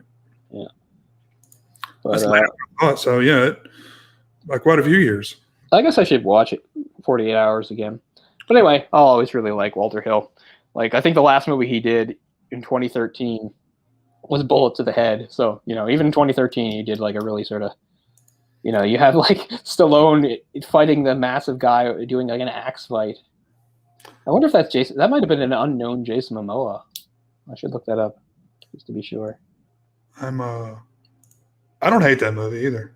It's a good watch. Like, you're not going to like really love it or think too much about it after you watch it, but it's, it does the job in watching it. It's Was entertaining. Jason Momoa. And yeah, Good call. my memory's finally working today. So many shows, my brain locks up and I can't remember names or anything. But yeah, Jason Momoa. That was before I'd seen Game of Thrones, so I didn't even know who he was. He was on like Stargate or some shit, but I guess I did know him from Game of Thrones, but what's weird is I think people misremember stuff because Jason Momoa is a big star now, of course, right? yeah. Well, people always talk about like he was like some massive part of Game of Thrones when all he was a character who was in season 1 and then gone. Like that's all he was. Val Drago is not in the grand scheme of things is not a major character. He was a major character for 1 season and then we moved on. Same thing in the books. He was in the first book for only part of the book. He was dead before the first book was over. And there were flashbacks, and people would remember. Obviously, Daenerys. She would remember him. That was part of the plot. But I mean, so I always think that people think like him being in Game of Thrones was like huge. It's like, was it? Like he did the job. It wasn't really a big job or anything. They needed a big guy, and he was really committed to speaking a made up language. I'll give him credit for that. I like Jason Momoa, but I mean, people always make it sound like Game of Thrones was like huge for him. Like, why would it have been? That's when I really noticed who he was. I mean, I knew his name from like he was in the Conan remake and some other stuff. But what were they called? The Dothrakians? That's exactly what they were called. Or just, I guess you just say Dothraki, but yeah, the Dothraki. But yeah, I guess they continued for the whole rest of the show, so maybe that's why we kind of think he had a bigger role than he did. Because you're right, he was there. Well, yeah, she was like leader of them after he died. But then most of them left because they didn't want to follow her. So she gathered a lot of followers as she went on, but as far as the original Dothrakis, very few. Most of them abandoned her after he died.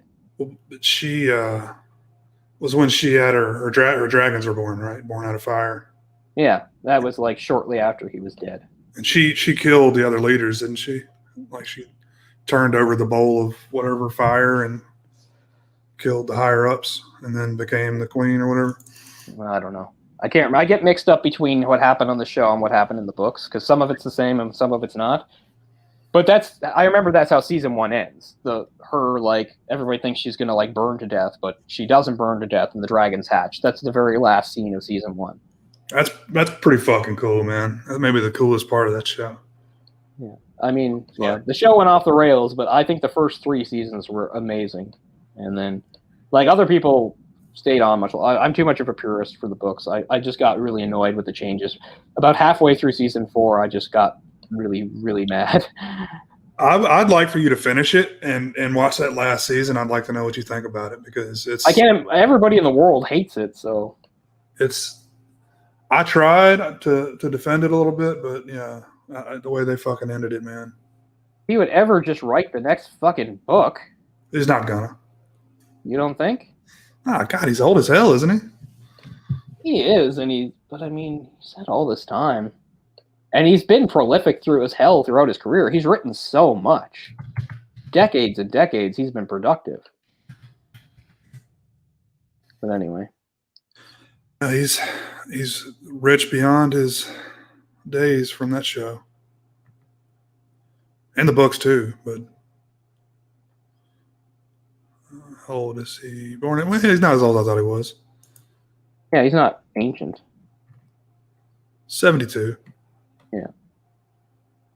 I mean, I think popularity is what slowed him down because for decades he was super productive and, people knew him, but, he wasn't the big star he'd become when, they make a big show out of it. It seems like as soon as he became a household name, he became really unproductive. He looks rather rotund in this picture from 2017, so. Always has been. If he wants to live past 72, he may want to drop some lbs. That's right. I was looking for. I even bought this movie. I was looking for the really weird, sort of forgotten movie of Walter Hill's. I want you to watch it too because I don't think you've seen it, which is Streets of Fire. Is that the musical? Well, it is and it isn't. It's not really a musical. It's not a movie where people just suddenly out of nowhere burst into song. It's just a movie that has a couple performances in it, pretty much just at the start and the beginning. I think I've seen it because I watched that one, and then what's the one from the heart or whatever?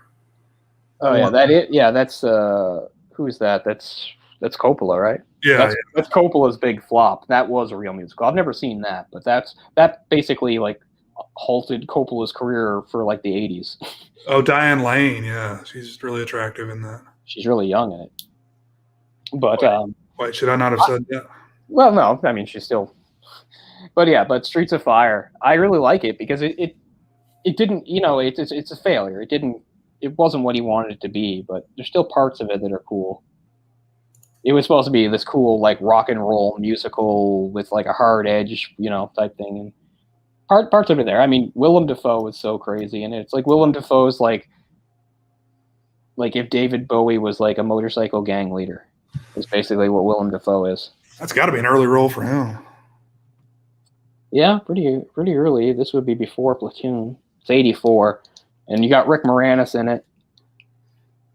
But anyway, I have like a crazy like steelbook edition of that movie. I was so happy to buy it. But that's kind of like a forgotten part of Walter Hill's. Kind of like I think of sort of like a noble failure. Like I get why like it didn't do well and why people don't like it, but there's things I see in it that I like. And of course, the lead character in that is Michael Pare, who's always been kind of an underrated guy. Yeah, I was just reading a quote of how he didn't like Rick Moranis in that movie. I'll paste this in the private chat. It's too long for me to read. It's too wordy. Pretty funny though. Oh wait. Well, was this Walter Hill? No, this is Michael Pare. Oh, Pare.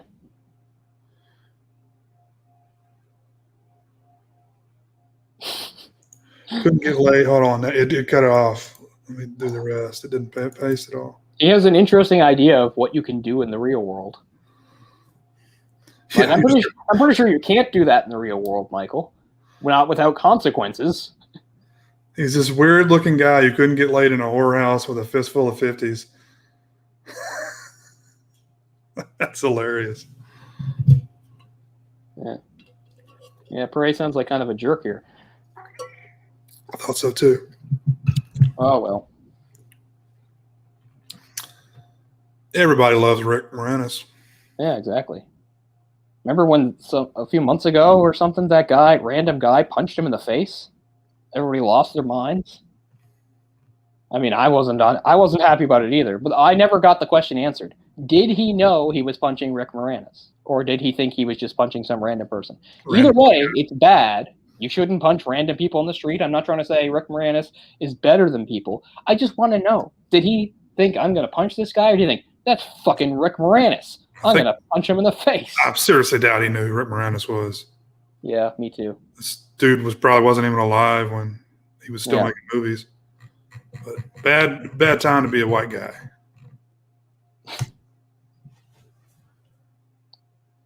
But yeah, Rick Moranis is quite beloved, so I'm always on his side. So, Michael Pare, it sounds like you had a bit of an attitude back in the day. Wasn't ready for that kind of. That's funny. He was in a movie we covered, not very importantly, but he's in a few scenes of the Virgin Suicides. He's the adult version of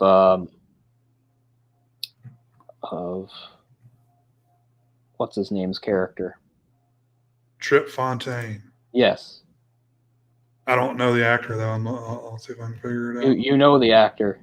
Josh Hartnett. Josh Hartnett. Yeah. So yeah, he's the adult version of Josh Hartnett's character in that movie. When they just have a few scenes of him reminiscing. He's at like an AA meeting or something.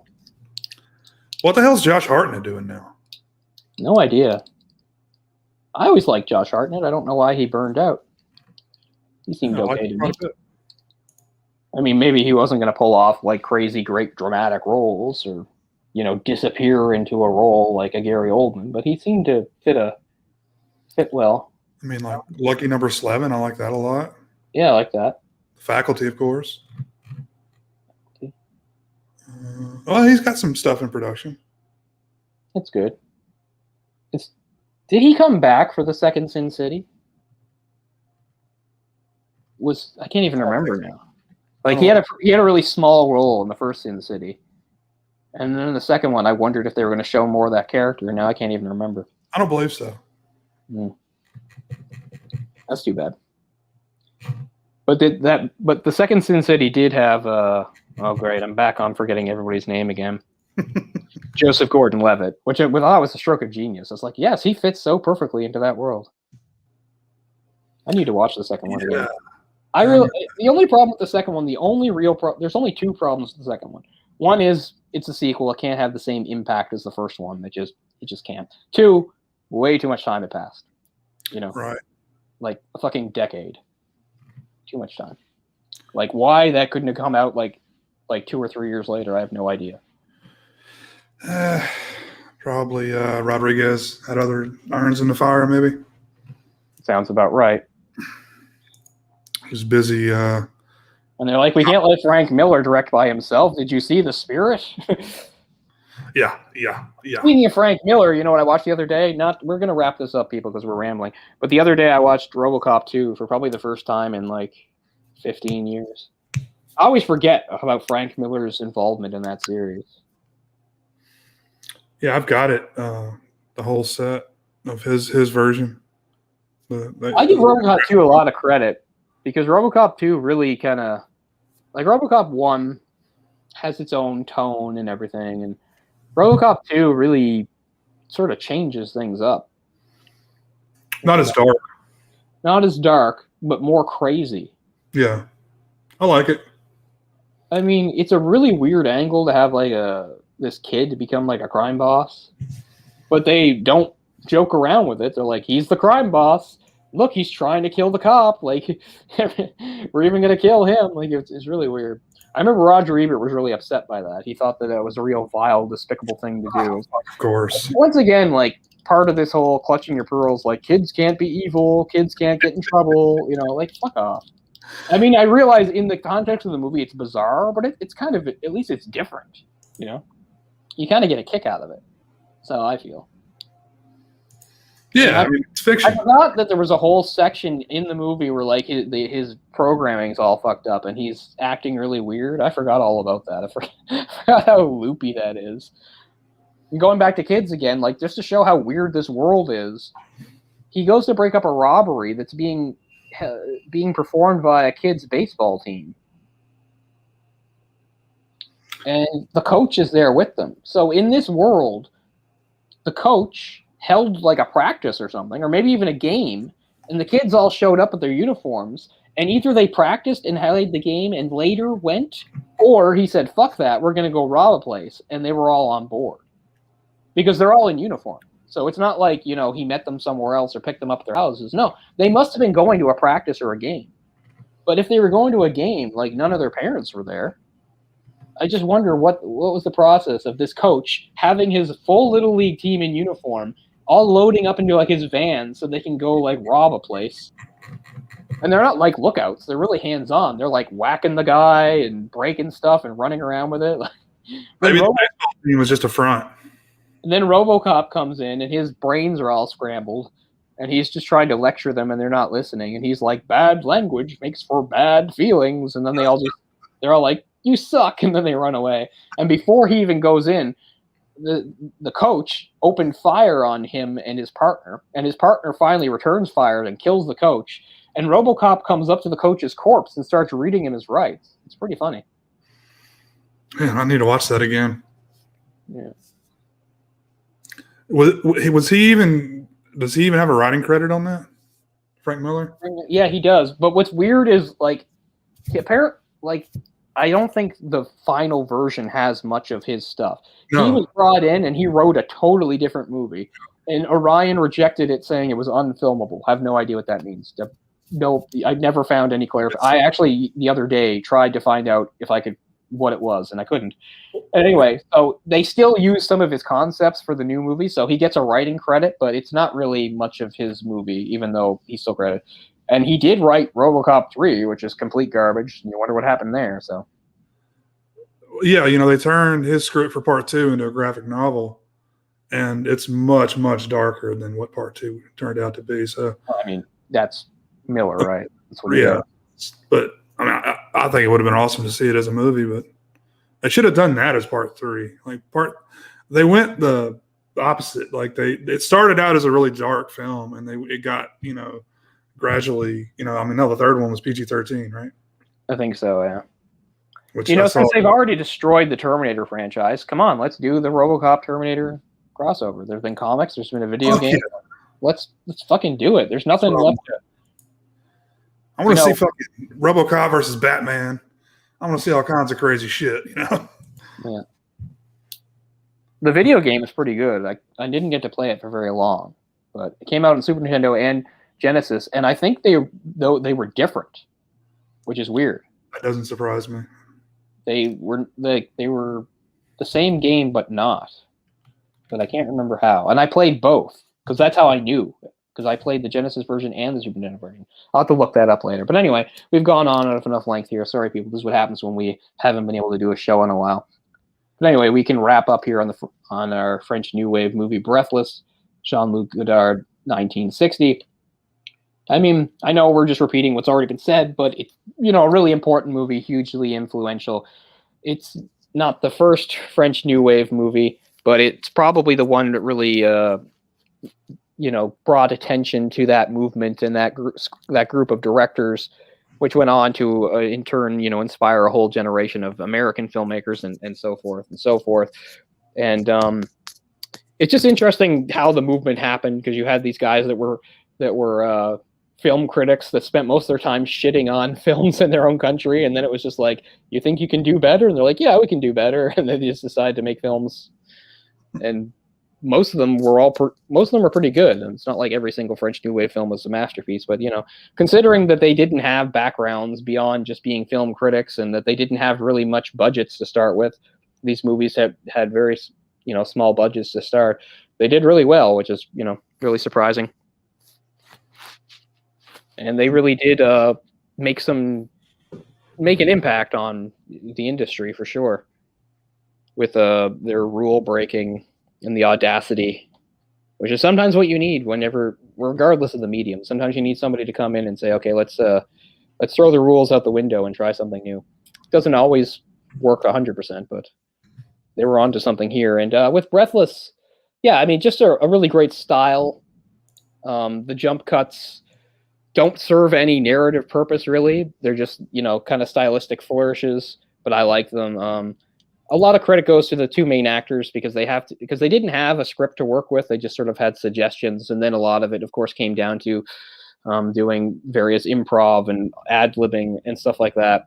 And it works out pretty well. I like how Michel's character at first seems like kind of an idiot, and I guess he always is. I mean, he's a guy that didn't really think things through, and he died because of his own dumb actions. But he really does sort of win me over as the movie goes on. He starts to feel, because at first he feels really fake, like a guy just trying to be a tool guy or tough guy.